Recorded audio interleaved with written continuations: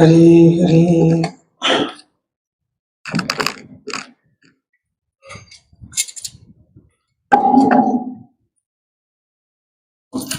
जानकी कांत स्मरणं जय जय राम राम।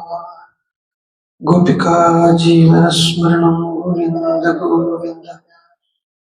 सद्गुरुमूर्ति की जय।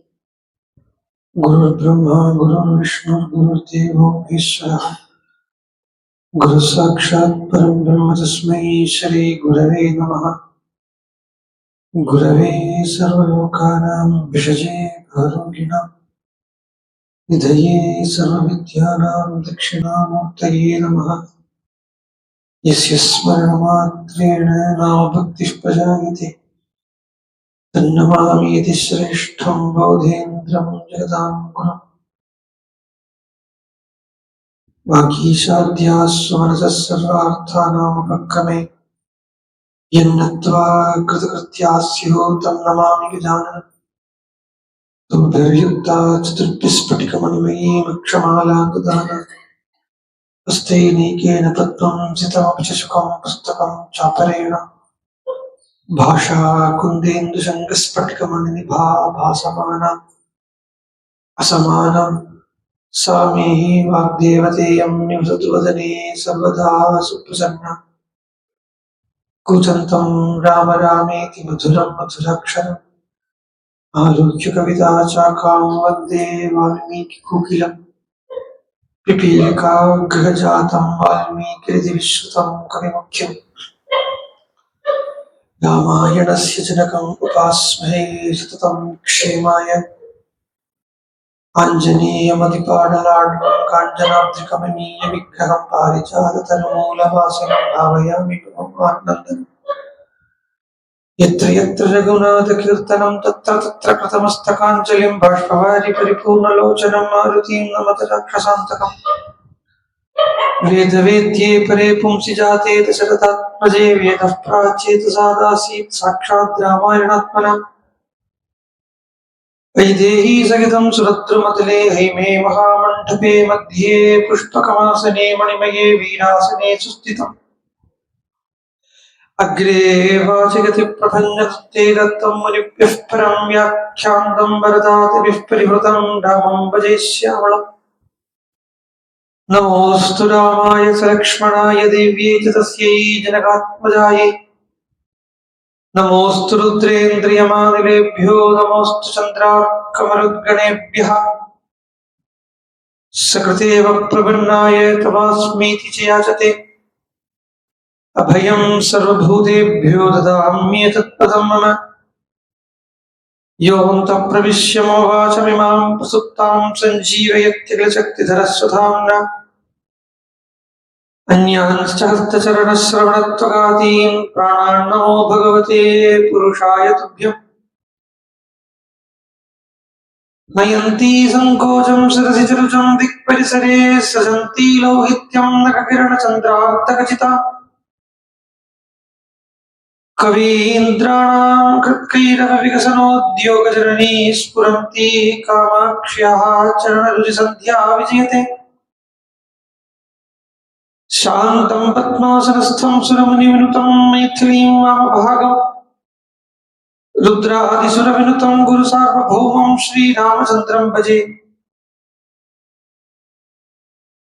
सप्तप्राकारमध्ये सरसिजमुकुलोद्भासमाने विमाने कावेरी मध्यदेशे मृदुतर्पणिराट् भोगप्रत्यङ्गभागे निद्रामुद्राभिरामं कटिनिकटशयः पार्श्वविन्यस्तहस्तम् पद्मादात्रीकराभ्यां परिजितचरणं रङ्गराजं भजेऽहम्। जानकी कान्तस्मरणं जय जय राम राम।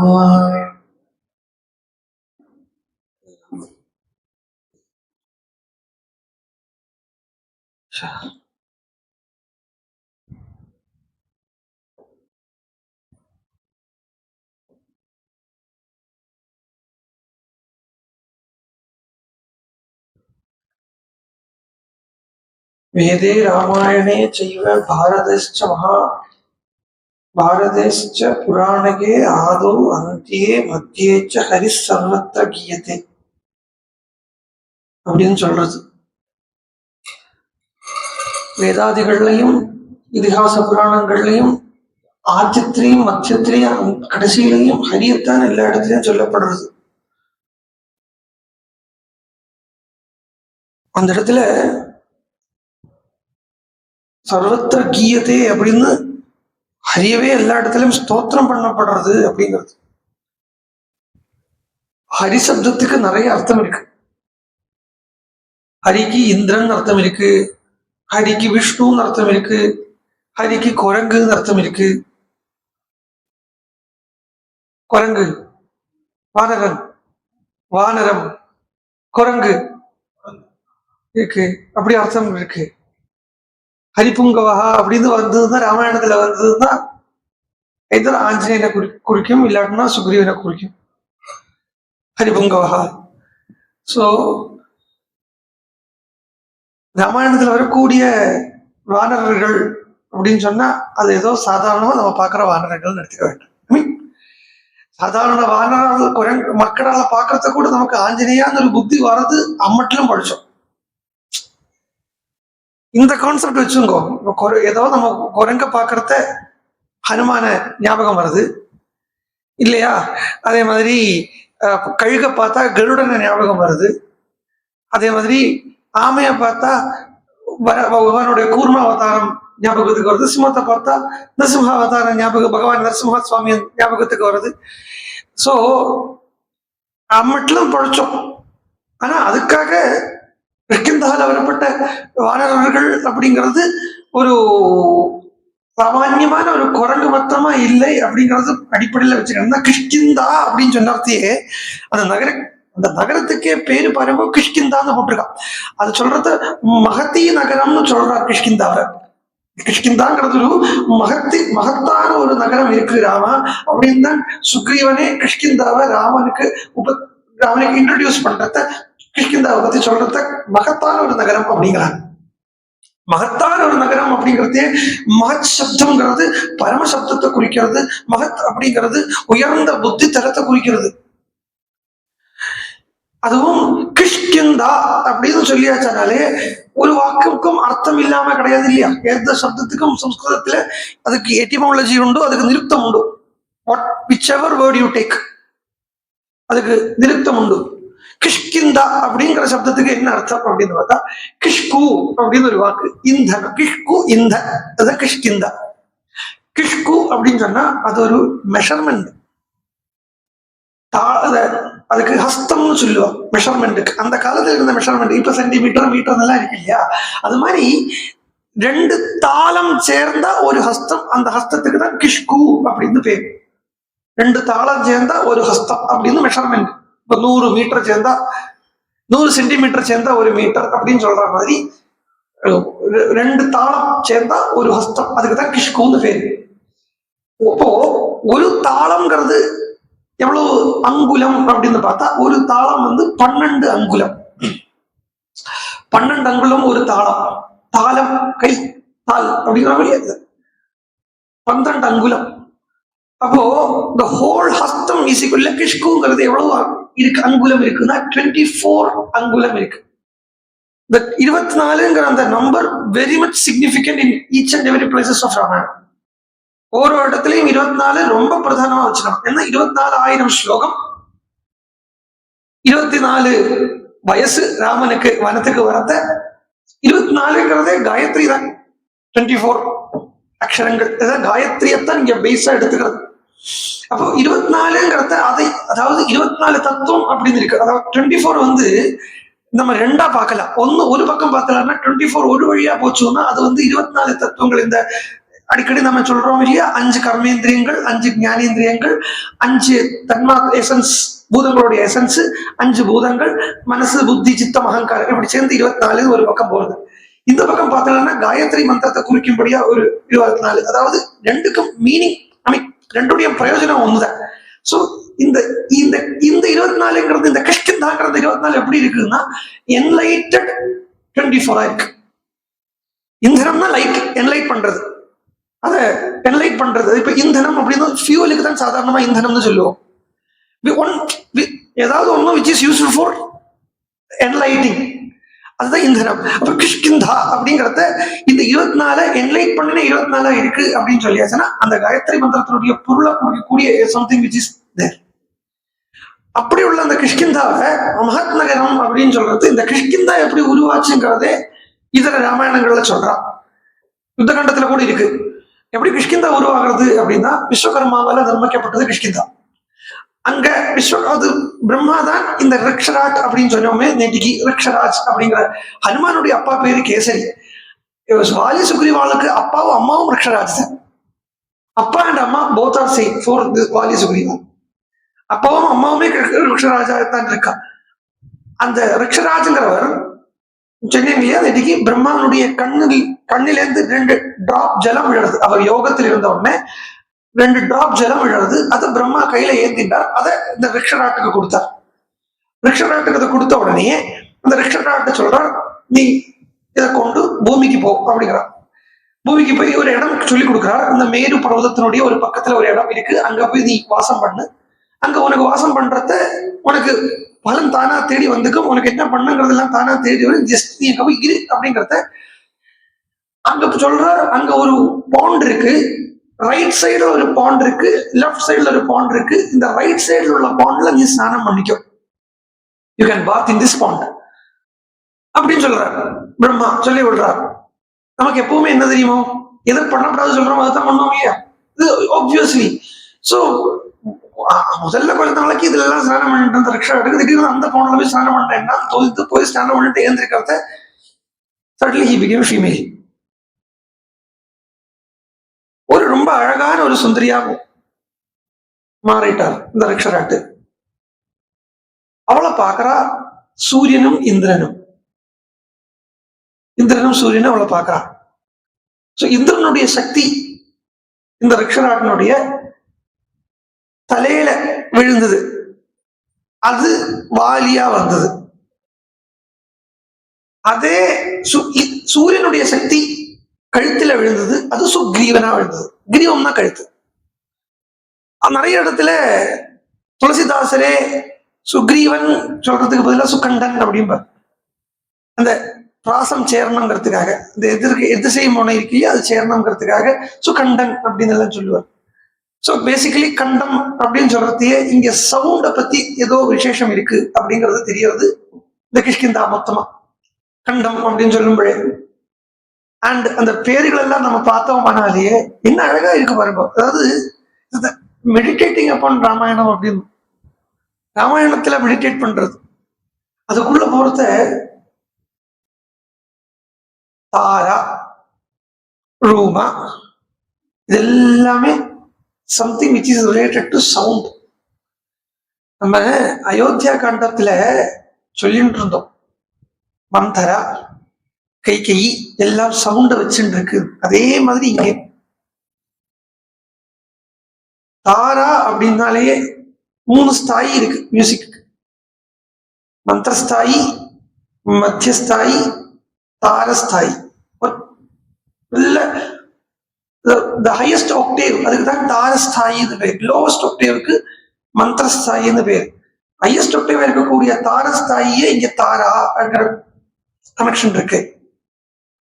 அதே மாதிரி ரூ மா அப்படின்னு பார்த்தா ரூ அப்படின்னாலே சவுண்டுன்னு அர்த்தம். சத்தமா சொல்றதுக்கு ரூன்னு பேரு. மா அதை சத்தமா சொல்லாம இருக்கிறதுக்கு ரூ மா அப்படின்னு பேரு. சோ சவுண்டுக்கும் இந்த கிஷ்கிந்தா காண்டத்துக்கும் நிறைய கனெக்ஷன்ஸ், நிறைய எக்கச்சக்கமா கனெக்ஷன்ஸ் இருக்கு.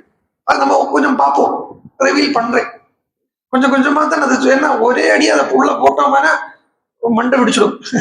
அதனால ஏன்னா அதுக்குள்ள வரப்பட்ட விஷயங்கள் எல்லாமே ஏன் இதுக்கு பிரதானமா ஒரு காரணம் என்னன்னு கேட்டா, இந்த கிஷ்கிந்தா காண்டம் அப்படிங்கறதே 4ஆமத்த பூமிகாவா இருக்கு. 4ஆமத்த காண்டம் இல்லையா?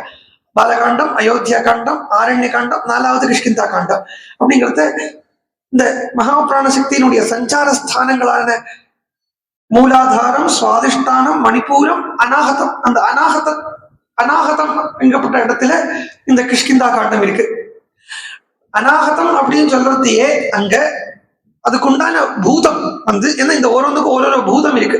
அப்போ மூலாதாரத்துக்கு பூமி, சுவாதிஷ்டானத்துக்கு ஜலம், மணிப்பூரத்துக்கு அக்னி, அநாகதத்துக்கு வாயு. வாயு தான் அதுக்கு பூதம். வாயுங்கிறதையே பிராணன், அதோட கூட கனெக்ட் ஆயிடுறது. அண்ட் அநாகதம் அப்படின்னு வரத்தையே அங்க அந்த அந்த இடத்துக்கு சவுண்டு தான் பிரதானம். அதுக்கு அந்த ஒரு சப்தம் அநாகதம் அப்படிங்கிற இடத்துல அந்த சப்தம் வருது. அந்த சப்தத்துக்கு தான் அநாகத துவனி அப்படின்னு சொல்லுவா.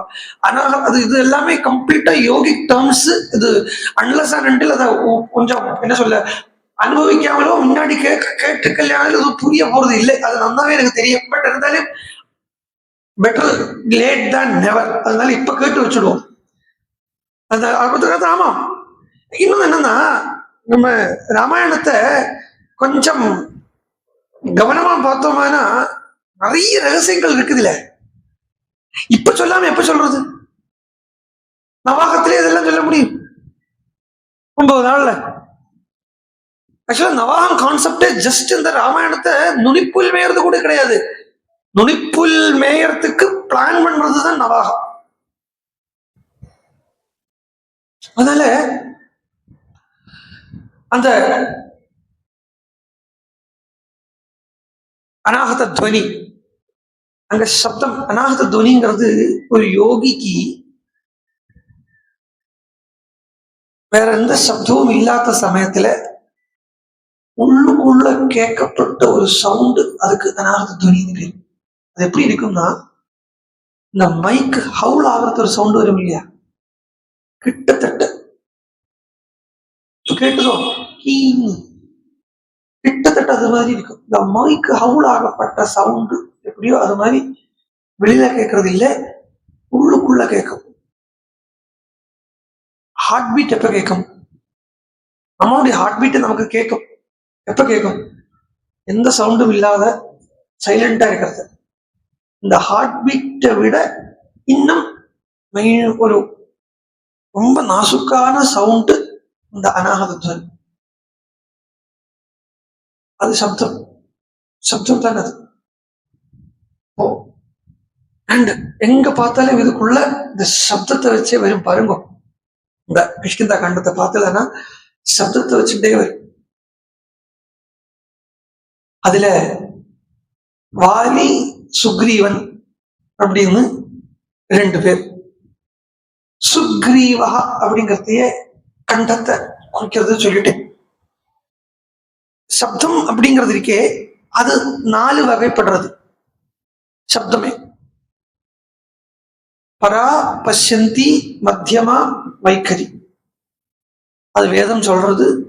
சத்வாரி வாக் பரிமிதா பதானி, 4 விதமான வாக்கிற்கு தானே விது பிராமணா ஏ மனிஷினா. அது புத்திசாலிகளுக்கு தான் அது தெரியும். அதுல 3 வாக்கு குஹ்யமா இருக்கு. 3 விதமான சப்தம் குஹ்யம். குஹ்யம் அப்படின்னா ரகசியமா இருக்கு. துரியம் வாச்சம் மனுஷ்யா வதந்தி. 4வது வாக்க மனிதர்கள் மனுஷ்யா வதந்தி அப்படிங்கிறது. மனுஷ்யா அப்படின்னா மனு வம்சத்தை சேர்ந்தவள் அப்படிங்கிற அர்த்தம் மாத்திரம் இல்லை. மனுஷ்யா அப்படிங்கிறதுக்கு இந்த மனிஷா உள்ளவர்கள், புத்திசாலிகள் 4வது வாக்க சொல்லப்படுறது. அவளுக்குதான் 4வது வாக்கு. என்ன புத்தியும் கடந்து இருக்கக்கூடிய ஸ்திதியில தான் இந்த 4வது வாக்கு வருது. அதுல பரா, பஷ்யந்தி, மத்தியமா அப்படிங்கிறது, இந்த மத்தியமம் தான் வெளியில வராம இருக்கக்கூடிய வாக்கினுடைய, அதாவது குஹ்யமா இருக்கிற வாக்கிலேயே ஹையஸ்ட் அப்படின்னு சொல்றது மத்தியமா. ஹையஸ்ட் வாக்கிலேயே, அப்போ குஹ்ய வாக்கிலேயே இருக்கக்கூடிய ஹையஸ்ட் ஸ்தானம்ன்றது மத்தியமாக்கி இருக்குதுன்னா, ஹனுமானை பார்த்து ராமர் சொல்றார், வர்த்ததே மத்தியமேஸ்வரே. இவன் மத்தியமஸ்வரத்துல பேசுறான். உரஸ்தம் சொல்ற ராமர், உரஸ்தம் கண்டகம் வாஜாம் வர்த்ததே மத்தியமேஸ்வரே. அவர் பேசுறத ரொம்ப உச்ச உரஸ்தம் கண்டகம் வாக்கியம் வர்த்ததே மத்தியமஸ்வரம். மத்தியமான ஸ்வரத்துல பேசுறார் அப்படிங்கிறார். அப்போ தாரா அப்படின்னா கத்தரவள் சொன்னோம். இங்க ஹனுமான் அப்படிங்கிறத மத்தியமஸ்வரத்துல பேசுறவர் தான். அவருக்கு முக்கியமாகவே அந்த அனுபவம் உள்ள ஒரு ஒரு ஒரு ஒரு ஒரு புத்திசாலி அப்படிங்கறத வச்சுக்கணும். ஹனுமான் சொல்றத அவரே சொல்லிக்கிறார். ஹனுமானே ராமன் கிட்ட சொல்லிக்கிறத தன்னை சொல்லிக்கிறார். என்னுடைய கர்மத்தால என்ன ஹனுமான் அப்படின்னு எல்லாரும் அழைக்கிறா அப்படிங்கிறார். கர்மத்தால ஹனுமான் அப்படின்னானா என்ன பண்றது, கிடக்கிறது டிஸ்ட்ரக்டர். ஹனுமான் அப்படின்னு சொல்றத கர்மத்தால என்ன ஹனுமான் சொல்றா அப்படின்னு சொல்றார். சுயன கர்மனா அப்படிங்கிறார். என்னுடைய கர்மத்தால் என்ன ஹனுமான் சொல்றாங்கிறத நம்ம இப்போ அர்த்தம் எடுத்துட்டு இருக்கிறது ரூபத்தால உள்ள ஹனுமான. கர்மத்தால ஹனுமான் இல்ல நம்ம எடுத்துட்டு இருக்கோம் அர்த்தத்தை. ஹனுமான் அப்படின்னா என்ன அர்த்தம் அப்படின்னு கேட்டா பொதுவா நம்ம எல்லாருமே சொல்றது என்னன்னா ஹனு அப்படின்னா இந்த கவிழுக்கு ஹனுன்னு பேரு. நல்லா கவிழ் சப்பி சீக்ஸ் உள்ளவர் ஹனுமான். ஓகே, பட் கர்மனா அப்படிங்கிறது இது ரூபம் இல்லையா? கர்மம் வேற ரூபம் வேற இல்லையா? அப்ப இங்க என்னத்துக்கால கர்மனா அப்படின்னு சொல்றான்னா அதுக்குள்ளேயே ஒரு பெரிய ரகசியம் ஒழுங்கு இருக்கு. ஹனுமான் ரெண்டு வாக்கினுடைய காம்பினேஷனுக்கு இந்த வார்த்தையை ஹன் மான் மனநாத் ஹந்தி லௌகிகான் இது ஹனுமான். மனனம் பண்ணி லோக விஷயத்தை இல்லாம பண்றார். லோக விஷயத்தில இருந்து புத்தி பரமாக வெளியில் இருக்கிறாங்கிறதாலே அவர் ஹனுமான் சொல்றது. ஹனுமானே புத்தி தத்துவம். இதுதான் முதல்ல ஸ்தோத்திரம் சொல்றது. புத்தியும் பலோமே சோ தைரியம் சொல்றான் முதல்ல. இது இது இது பகவான் நான் என்ன தெரியுமா நேற்றுக்கு நினைச்சுட்டு இருந்தேன். என்ன கருணைய பகவானே உனக்கு இப்படி எல்லாம் தெரிய வைக்கிறையே இல்லையா நினைச்சுட்டேன் நேற்றுக்கு. சரி ஏதோ வந்துடுது பிராசங்கியமா வந்துடுது விட்டுடும். அப்போ ஹனுமான் அப்படிங்கிறதுக்கு இப்படி ஒரு அர்த்தம் இருக்குங்க, ஒரு துவனி இருக்கு.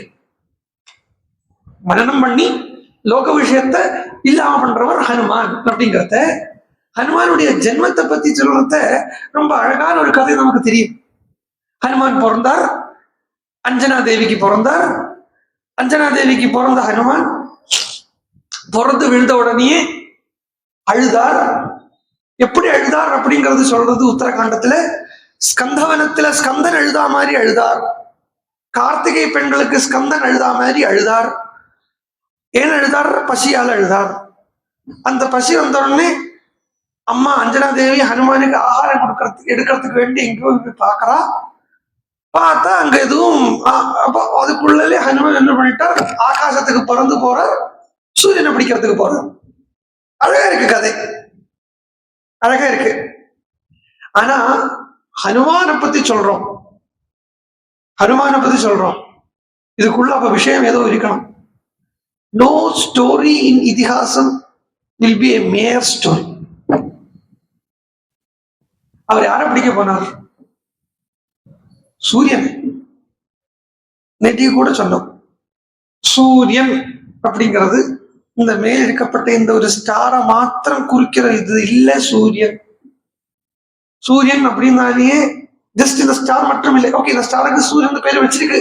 ஆனா வாஸ்தவத்துல சூரியன் அப்படிங்கிறத சூரிய ஆத்மா, சூரியங்கிறது ஆத்மாவை சொல்றது. சூரியன்கிறது ஆத்மாவை சொல்றது, ஸ்வரூபத்தை சொல்றது, ஸ்வரூபத்தை சொல்றது. அப்போ பிறந்த குழந்தையான ஹனுமானுக்கு என்ன பசி இருந்தது அப்படின்னா ஞான பசி இருந்தது. அந்த ஞான பசியாலேயே அவர் யார்கிட்ட போறார் அப்படின்னா அந்த ஞான பசியினுடைய எண்ட் ரிசல்ட் என்ன? ஆத்ம ஞானம், ஆத்மாவை, ஆத்ம சாட்சா்காரம் இல்லையானா அது தமிழ்ல கொலோக்கில சொன்னா ஆத்மாவை அடையிறது. அப்படிதான் அந்த ஆத்மாவை அடையறதுக்கு போறாரு. சூரியன் அந்த ஆத்மாவை அடையறதுக்கு. எப்படி இருக்கு கதை? அப்ப இந்திரன் என்ன பண்ணார்? ராகு இந்திரன் கிட்ட போய் சொல்றார், இது மாதிரி ஹனுமான் ஒரு இந்த அஞ்சனானுடைய புள்ள ஒரு குழந்தை சூரியனை பிடிக்கிறதுக்கு இருந்து வர்றது சொன்ன. இந்திரன் பகை இல்லாமல் இந்த எக்ஸாக்ட் வாக்கு அங்க வர்றது, விரோதம் இல்லாமல் வஜ்ராயுதத்தை பயன்படுத்தினார். இந்திரனுடைய வஜ்ரம் அப்படிங்கிறது வேற ஒன்றும் இல்லை, நம்மளுடைய காயத்ரி மந்திரம் தான் இந்திரனுடைய வஜ்ரம்.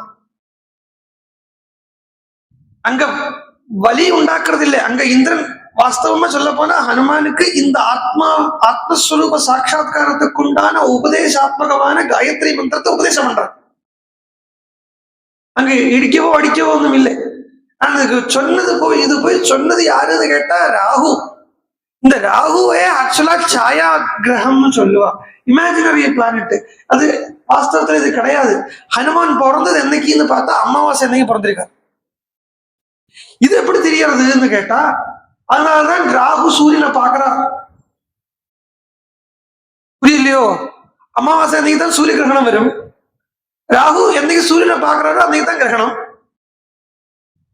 அம்மா அன்னைக்கு பாக்குறாருன்னா அமாவாசை அன்னைக்கு ஆஞ்சநேய சுவாமியுடைய அவதாரம் நடந்திருக்குதுன்னு சொன்னா, அது சில இடத்துல ஏகாதசி சொல்றா. பட் கிரகணம் அப்படின்னு வார்த்தை எடுத்துங்கோ. பட் அவரால் பிடிக்க முடியலை ராகுவால. ஹனுமான் பிடிக்க போயிட்டார், ராகுவால பிடிக்க முடியல. இந்திரன் கிட்ட போய் சொல்றார். இந்த ராகு ஏன் இந்திரன் கிட்ட போய் சொல்றார் அப்படின்னு பார்த்தா, ராகுவை தப்பா எடுத்துக்க வேண்டாம், தப்பான ஒரு கிரகமா கணக்கா பார்க்க வேண்டாம். இது சொல்றேன் இல்லையா, நம்மளுடைய வியூல எதுவுமே எந்த கிரகமுமே எந்த விஷயமே தப்பா இல்லை. ஏன் பாருங்க, இப்ப பார்த்தீங்கன்னா இந்த ராகு இந்திரன் கிட்ட போய் சொல்றார் அப்படிங்கிறத ராகு ஹனுமானுக்கு வாஸ்தவத்துல உபதேசம் பண்றதுக்காக சொல்றார். இந்திரன் வழியாக ஹனுமானுக்கு உபதேசம் பண்றதுக்கு ராகு சொல்றார். அதனாலேயே இந்த ராகுனுடைய குலத்துக்கே ஹனுமானால அபயம் கொடுக்கப்பட்டது.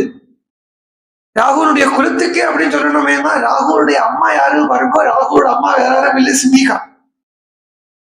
லங்காவை தாண்டி போறது இதே ஹனுமான சிம்மிகா பிடிக்க பாக்குறான். அவளுக்கு ஹனுமான் அபயம் கொடுக்கிறார், முக்தி கொடுக்கிறார். அவள் ஹனுமான் இழுக்க பாக்குறா, சாயை இழுக்க பாக்குறா. அங்க இடத்துல ஹனுமானே அவளுக்கு முக்தி கொடுக்கிறார். அப்படின்னு இருக்கிறத இந்த ராமாயணத்தினுடைய வியாப்தி, இல்லாட்டினா இதுல சொல்லப்பட்ட ஒரு சின்ன கதையுடைய வியாப்தி எப்படி போறது பாருங்க. அது அவரோட ஸ்கூட்டர். அப்படி ஹனுமான் அப்படின்னு சொல்லும்போ உயர்ந்த ஒரு புத்தி, உயர்ந்த புத்தி. சாட்சாத் ஆத்ம சாட்சா்காரத்துக்கு புத்தி தான் பலம். புத்தி வழியாத்தான். ஆனா புத்தி மாத்திரமும் போராது. மேதையா அப்படிங்கறத புத்தி மாத்திரம் போராது. ஆனா புத்தி இல்லாம நடக்காது. அந்த புத்திங்கிறது இங்க சாதாரணமா சொல்லப்பட்ட இந்த இண்டிவிஜுவல் பிரெயினை சொல்லல, இந்த பியூரஸ்ட் இன்டெலெக்ட சொல்றது. பியூர் ஃபார்ம் ஆஃப் இன்டெலெக்ட், விவேகம், விசாரம். விவேகத்தை விட விசாரம் பண்றது, பகுத்தறிவுன்னு சொல்லுவோம் இல்லையா, அதுக்குதான் இந்த விசாரம் பண்றதுன்னு சொல்றோம். அப்படி விசாரம் பண்றத ஒண்ணு அவிவேகம், விவேகம், இப்படி ரெண்டா இருக்கு. அவிவேகம் ஒண்ணு இருக்கு, விவேகம் ஒண்ணு இருக்கு. இந்த அவிவேகத்து கூட புத்தி போகாது. புத்தி இருக்கிற இடத்துல அவிவேகம் இருக்காது. புத்தி இருக்கப்பட்ட இடத்துல, இன்டெலெக்ட் இருக்கப்பட்ட இடத்துல அவிவேகம் இருக்காது. விவேகம்னா ப்ரூடன்ஸ், அவிவேகம்னா ப்ரூடன்ஸ் இல்லாம நான் ப்ரூடன்ஸ், அது இருக்காது. அப்போ விவேகம் இருக்கிற இடத்துலதான் விவேகத்தோட கூடத்தான் புத்தி இருக்கும். இல்ல சொல்ல போனா புத்தி இருக்கிறதுனாலே தான் அவனை விவேகி அப்படின்னு சொல்றோம். அப்படிங்கிறத ஹனுமான் யாரு கூட உட்கார்ந்து இருக்காரோ அவன் விவேகி. ஹனுமான் யாரு கூட உட்கார்ந்து இருக்கார்? சுக்ரீவன் கூட உட்கார்ந்து இருக்கார். அதனாலேயே என்னன்னா சுக்ரீவன் விவேகி. அப்போ அவிவேகம் அப்படிங்கிறது வேற யாரும் இல்லை, வாலி. பட் இது நார்மல் அவிவேகம் இல்லை, நார்மலான ஒரு அவிவேகம் இல்லை. அவனுக்கு கொஞ்சம் டெக்னிக்கலா இருக்கும். ஜஸ்ட் கேட்டுங்கோ, புரியும், புரியாம இருக்காது. ஆனா கவனிச்சா நல்லா புரியும். அங்க என்னத்தையாவது என்ன பேசணும் நடக்கட்டும், கண்டுக்காதீங்க. நம்ம ராமாயணத்தை ஒரு தனி கோன்ல பார்த்துட்டு போயிட்டு இருக்கோம். ராமர் கொண்டு போயிட்டு இருக்கா, அதனால சொல்றேன்.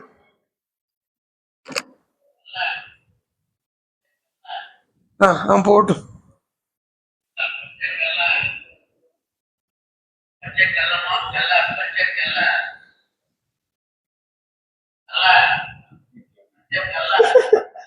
தாபத்ரய விநாசாய ஸ்ரீ கிருஷ்ணாய நமஹ.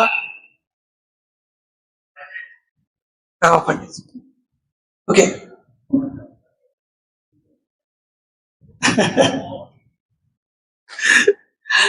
சோ பாத்துங்கோ, வாலி சாதாரணமான ஒரு அவிவேகி இல்லை. ஏன் சொல்றேன்? அந்த வாலி வந்திருக்கிறது ரிக்ஷராஜ் அப்படிங்கிட்டவன்ட்டு. ரிக்ஷராட் அப்படின்னு சொன்னாலே நெட்டிக்கு ஆக்சுவலா சொன்ன நெட்டிகள்லாம் சொல்லிட்டேன். ரிக்ஷன்னா நட்சத்திரங்கள், நட்சத்திரத்தினுடைய ராஜான்னா சந்திரன். So he's connected with something. சந்திர வம்சத்தோட அவனுக்கு கனெக்ஷன் இருக்கு. சந்திர வம்சத்து கூட கனெக்ஷன் இருக்கு அப்படின்னா ஹீஸ் ஏ கர்மயோகி. சுக்ரீவனுக்கு டைரக்டா சூரிய வம்சத்துல கனெக்ஷன் இருக்கு. ஏன்னா சூரியனுடைய புத்திரன் அப்படின்னு சொல்றோம். அதனாலே ஞான யோகி. இங்க அப்ப என்ன நடக்கிறது அப்படின்னு பார்த்தா, அதுக்குள்ள வால்மீகியினுடைய அந்த மெக்னானிமிட்டி இருக்கு பாருங்கோ, அதுக்குள்ள என்னமா விஷயத்தை சேர்த்து வச்சிருக்காரு அப்படின்னு பார்த்தா நம்மளால ஈவன் இமேஜின் கூட பண்ணி பார்க்க முடியாது வால்மீகியினுடைய இன்டெலிஜென்ஸ். எப்படி அந்த கதையை கொண்டு போய் வச்சிருக்காருன்னா, இந்த இடமே என்னமா இருக்குன்னா டிரான்சிஷன் ஃப்ரம் கர்மயோகா டு ஞான yoga. Transition from karma yoga to ஞான யோகா. கர்மாவே பண்ணிண்டு பலாபிசந்தி இல்லாம கர்மா பண்ணிட்டே இருக்கக்கூடிய ஸ்திதியில அவருக்கு பூர்ணமான அந்த முமுட்சுத்துவம் அந்த கர்மம் தன்னை விட்டு போகிறதே வாலி வதம் அப்படின்னு காட்டுறார். கர்மா விட்டு போற ஸ்திதியை தான் வாலி மோட்சமா காட்டுறார். அது காட்டுறதுக்கு முன்னாடி அங்க ஒரு விஷயத்தை வைக்கிறார் வால்மீகி. அங்க ஒரு கதையை வைக்கிறார். அந்த கதையில பார்த்தோம்னா சப்த ஜனசுகள் அப்படிங்கக்கூடிய ஒரு மகர்ஷிகள் ஆசிரமத்துல உட்கார்ந்து தபஸ் பண்றதாகவும், அங்க ராமர் கேட்கறதாகவும், அவ அக்னிஹோத்திரங்கள் எல்லாம் பண்ணிட்டு இருக்காராமா அப்படின்னு சுக்ரீவன் சொல்றதாகவும், இப்படி எல்லாம் கதையை வச்சு சூப்பரா இது பருவோ. இது மாதிரி ஒரு காவியத்தை ஒரு மனுஷனால பண்ண முடியாது. இது மாதிரி what ever you to, what ever you take, இது மாதிரி ஒரு எக்ஸ்ட்ரா ஆர்டினரி ஒரு மேக்னிஃபிஷன்ட் காவியத்தை ஒரு மனுஷனால பண்ண முடியாது. ஏன்னா அப்படி இதை கொண்டு போயிட்டு இருக்காரு வால்மீகி. அப்ப அதனாலேயே ராமர் வாஸ்தவத்துல ஒரே ஒரு ரகசியத்தை மாத்திரம் போட்டு உடச்சுடுறேன். ஆக்சுவலி அப்புறமா சொல்றதுக்கு இருந்தேன், பட் இப்ப சொல்லிவிடுறேன். ராமர் வாலிய மறைஞ்சு யுத்தம் பண்ணலை. ஏன் சொல்றேன்? அவனை சாதாரண அவிவேகின்னு சொல்ல முடியாது, சொன்னேன் இல்லையா? அவனுக்கு something who is related with karma yoga. அவன் ஞான யோகி ஆகல, கர்மயோகியா இருக்கா. அப்படிங்கிறத இந்த ஞான யோகிக்கும் கர்மயோகிக்கும் என்ன வித்தியாசம் அப்படின்னு கேட்டா, கர்மயோகி முன்னாடி சொன்னேன்னு 24 தத்துவங்கள் அப்படின்னு, இந்த கர்மேந்திரியம், ஞானேந்திரியம், மனசு, புத்தி, சித்தம், அகங்காரம், பஞ்சபூதங்கள், இது எல்லாத்துக்கும் மேல உண்டான அறிவு அவனுக்கு இருக்கு. அவனுக்கு என்ன அறிவு இல்லை அப்படின்னா 25வது அந்த புருஷன் அப்படிங்கிற அந்த பிரம்ம ஞானம் அவனுக்கு இல்லை. So he is not a normal அவிவேகி. அவனுக்கு கொஞ்சம் விவேகம் இருக்கு. ஒரு யோக ரீதியில தான் அவன் இருக்கான். இருந்தா கூட அவனால அந்த ஞான யோகி அச்சீவ் பண்ற மாதிரி ஒரு கர்மயோகியால அச்சீவ் பண்ண முடியாது. சத்தியம் இது உண்மையான விஷயம். என்ன, சனகாதிகளுடைய ஸ்திதி கிடையாது நவ பிரஜாபதிகளுக்கு. இந்திராதி நவ பிரஜாபதிகளுக்கு மரீச்சி, அத்ரி, அங்கிரச, பிரபுத்த, தக்ஷன், மரீச்சி, தக்ஷன், புலகன், இவா நவ பிரஜாபதிகள் சொல்றா இல்லையா? இவாளுடைய அனுபவம் இல்லை. சனகாதிகளுடைய ஸ்திதி, அந்த நைஷ்கர்மியத்தினுடைய சுகம் தனி. கர்மயோகம் ஒண்ணு தனி, நைஷ்கர்மியத்தினுடைய சுகம் ஒண்ணு தனி. அந்த நைஷ்கர்மியத்தில், அதாவது அந்த ஞானயோகி அடையக்கூடிய சுகத்தை ஒரு கர்மயோகியால பூர்ணமா அடைய முடியாது. சிம்பிளா சொல்ல போனா, எப்பவுமே நம்ம சொல்ற ஒரு உதாரணம் தான் இது. கேட்டா எல்லாருக்கும் புரியுங்கிறதுனால நான் சொல்றேன். லௌகிகமா தான் இருக்குன்னா கூட ஜஸ்ட் காதல கட்டுட்டு விட்டுருவோம். அதுல டெய்லி தோசை வாத்துட்டு இருக்காத, டெய்லி வாத்துட்டு இருக்காத, ஒரு நாளைக்காவது நான் உட்காடுறேன், நீ உட்காரு, நான் வாக்குறேன் அப்படின்னு சொல்ல மாட்டாளா அப்படின்னு தோணும். இல்ல ஒரு நாளைக்காவது இன்னைக்கு சமையல் பண்ண வேண்டாம் அப்படின்னு சொல்ல மாட்டாளா? இன்னைக்கு அடுப்புலையே திறக்க வேண்டாம், அடுப்புல கதவையே பூட்டி வச்சிருவோம் அப்படின்னு சொல்ல மாட்டாளா? இப்படின்னு தோணும். இந்த எண்ணம் வரும். இது வாஸ்தவமா மனசு அந்த நைஷ்கர்மியத்துக்கு ஆசைப்படுறதுனுடைய ஒரு சின்ன மினியேச்சர் ஃபார்ம் தான். பூர்ணமா மனசு நைஷ்கர்மியத்துக்கு ஆசைப்படுறதுனுடைய ஒரு மினியேச்சர் ஃபார்ம் தான் இது. அப்படி இருக்கிறத பூரா இருக்கப்பட்ட இந்த லௌகிக கர்மாலேயே ஒரு அட்டாச்மெண்ட் இல்லாமக்கி கர்மாவும் விட்டு போன ஸ்திதியில ஒரு ஞானி எப்படி இருக்கணும், அந்த மாதிரி ஒரு கர்மயோகிக்கு இருக்க முடியாது. அந்த வாலிங்கிற அப்படிப்பட்ட ஒரு யோகியால பூர்ணமா அவனால சுக்ரீவன் இருக்கக்கூடிய ஸ்திதியில வாலியா இருக்க முடியறது இல்லை. மேலும் சுக்ரீவன் இருக்கக்கூடிய இடமே எது அப்படின்னு பார்த்தீங்கன்னா ரிஷ்யமூக்கம் அப்படின்னு சொல்லக்கூடிய ஒரு கிரி. ரிஷ்யமூக்கம் அப்படிங்கிறதையே, மூக்கம்னா அஜ்ஞானம், ரிஷ்யம்னா டிஸ்ட்ராய் பண்றது. அஜ்ஞானத்தை டிஸ்ட்ராய் பண்ணக்கூடிய ஸ்தலத்துலதான் சுக்ரீவன் உட்கார்ந்துட்டு இருக்கான். அதே சமயம் வாலி உட்கார்ந்து இருக்கிறது கிஷ்கிந்தாங்கிற அந்த 24 தத்துவமயமான ஒரு நகரத்துக்குள்ள உட்கார்ந்து இருக்கான். அப்போ இந்த வாலி சாதாரண அவிவேகி இல்லை. அவனுக்கு அந்த 24 தத்துவங்களான அந்த சாதாரணமா ஒரு பகுத்தறிவுங்கிறத லோகம் அசாஸ்வதம், பகவான் தான் சாஸ்வதம் அப்படிங்கிற அறிவெல்லாம் அவனுக்கு இருக்கு. இருந்தா கூட அப்பப்போ அவனை ஏதோ ஒன்று டிஸ்ட்ராய் பண்ணிட்டே இருக்கு, டிஸ்டர்ப் பண்ணிட்டே இருக்கு. அந்த டிஸ்டர்ப் பண்ணப்பட்டவாழ்ல 2-3 பேர் இங்க சொல்றா. துந்துபி ஒருத்தன் வந்தாங்கிறா, மாயாவியான துந்துபி வந்தான். அப்புறம் இவன் வந்தான், அந்த யாரு மாயாவி துந்துபி இவெல்லாம் வந்தா அப்படின்னு சொன்னா. மாயாவி துந்துபி அப்படிங்கிறது, இந்த துந்துபிங்கிறதே ஒரு விதமான மியூசிக்கல் இன்ஸ்ட்ருமெண்ட் தான். மியூசிக்கல் இன்ஸ்ட்ருமெண்ட், மியூசிக் சவுண்டு கூட கனெக்ஷன் எவ்வளவு இருக்கு பாருங்க. துந்துபி சொல்லுவா, தேவதுந்துபி நிர்தேதுகு புஷ்பவிஷ்டிச்சகாத்பதது, தேவதுந்துபி வாத்தியம் முழங்கித்து, தேவதுந்துபி வாத்தியம் முழங்கித்து அப்படின்பா. இது சாதாரண ஒரு ஸ்டார்டிங் ஸ்டேஜ்ல ஒருத்தன், ஒரு யோகிக்கு இல்லாட்டினா ஒரு ஞானிக்கு, ஒரு பக்தனுக்கு ஏதோ கொஞ்சம் நம்ம அடைஞ்சிட்டோம் போல இருக்கு அப்படின்னு சொல்லப்பட்ட ஒரு விதமான இல்யூஷன் தான். ஏதோ நம்ம அடைஞ்சிட்டோம் போல் இருக்கு, ஏதோ நம்ம அடைஞ்சிட்டோம் போல் இருக்கு அப்படிங்கிற ஒரு இல்யூஷன். அந்த இல்யூஷனுக்கு தான் சம்ஸ்கிருதத்துல மாயான்னு பேரு. அதே ஒரு ரூபம் எடுத்துட்டு வருது மாயாவிங்கிற ரூபத்துல. மாயாவி துந்துபி, இதுக்கு 2 கனெக்ஷன் இருக்கு. அண்ட் கோலேபன் அப்படிங்கிற ஒரு கந்தர்வனை இந்த வாலி 15 வருஷம் யுத்தம் பண்ணி ஜெயிச்சான் அப்படிங்கிறான். கோலேபன் கோலேபன் அப்படின்னு சொல்லும்போ, கோ என்று சொன்னால் வேதம். கோ சப்தத்துக்கு வேதம் தான் அர்த்தம். லேபம் அப்படின்னு சொன்னா கிடைக்கிறது, லப்யதே, இது லேபம். வேதத்தை கிடைக்கிறதுக்கு வாலி 15 வருஷம் சிரமப்பட்டிருக்கான்னு எடுத்து. வேதத்தை படிக்கிறதுக்கு வாலி 15 வருஷம் சிரமப்பட்டிருக்கான் அப்படின்னு எடுத்துட்டோமானா, அவனுக்கு சாதாரணமான அவிவேகம் இல்லை. பட் அவனுக்கு என்ன அவிவேகம் அப்படின்னு பார்த்தா, he is bound with this karma. புரியும்படியா சொல்ல போனா, ஆச்சாரம் அப்படிங்கிறதோ யமம் நியமம் அப்படிங்கிறதோ it can be treated as a stage, ஒரு ஃபர்ஸ்ட் லெவல் இல்லாட்ட செகண்ட் லெவல் அப்படின்னு தான் வச்சுக்க முடியுமே ஒழிய, பிரம்மஜான ஸ்திதிக்கு கொண்டு போயிட்டு இருக்கக்கூடிய நேரத்தில் திருப்பி நான் ஆச்சாரத்துல தான் இருப்பேன் அப்படின்னு சொன்னா அது ஏமாற்றமாயிடும், சீரியஸ்லி ஏமாற்றமாயிடும்.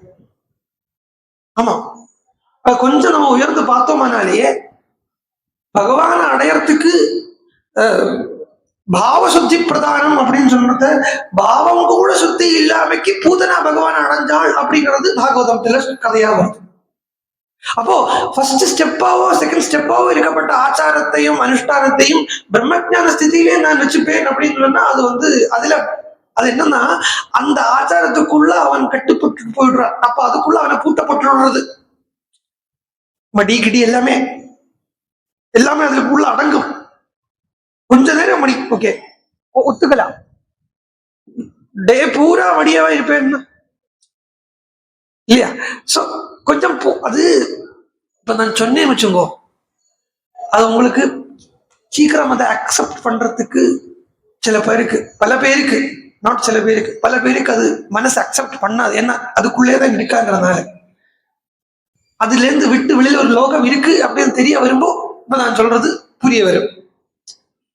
ஏன்னா அது தப்புன்னு இல்லை, இது வழி ஒவ்வொன்றும் தாண்டி தான் நம்ம அந்த அபெக்ஸ் லைஃபினுடைய ஆல்மோஸ்ட் பிரயோஜனமான அந்த பிரம்மஜானத்துக்கு அல்டிமேட் பிரயோஜனமான அந்த பிரம்மஜான ஸ்திதிக்கு நம்ம போறோம் அப்படிங்கிறத, பிரம்மானுபவத்துக்கு போறோங்கிறத, இதெல்லாம் ஒரு படிதான். இந்த படியிலே இருப்பேன் நான் மொட்டை மாடிக்கு போக மாட்டேன்னு அப்படி சொன்னா இல்லையா? சோ அவன் இந்த கோலேபன் அப்படிங்கிற அந்த கந்தர்வனை ஜெயிச்சு வித்தியை படிச்சிருக்கான். பட் அந்த வித்தியக்குள்ளே ஸ்ட்ரக்கா நிற்கிறான். அப்படி ஒரு அவிவேகியா இருக்கான். அதனால இப்படி ஒரு அவிவேகிக்கு நம்ம ராமாயணத்துல கதையை பார்த்தா என்ன வரும்? ராமன் வாலிக்கு மறைஞ்சு நின்று அம்பு விட்டார் இல்லையா? வாஸ்தவமா வாலிங்கிறது அவிவேகி, சுக்ரீவன்கிறது விவேகி அப்படின்னு உள்ள திருஷ்டியில பார்த்தோமானா, ஒரு அவிவேகிக்கு இங்க ராமன் மறைஞ்சு நிற்கல, அவிவேகியான வாலிக்கு ராமனை கண்ணுக்கு தெரியல.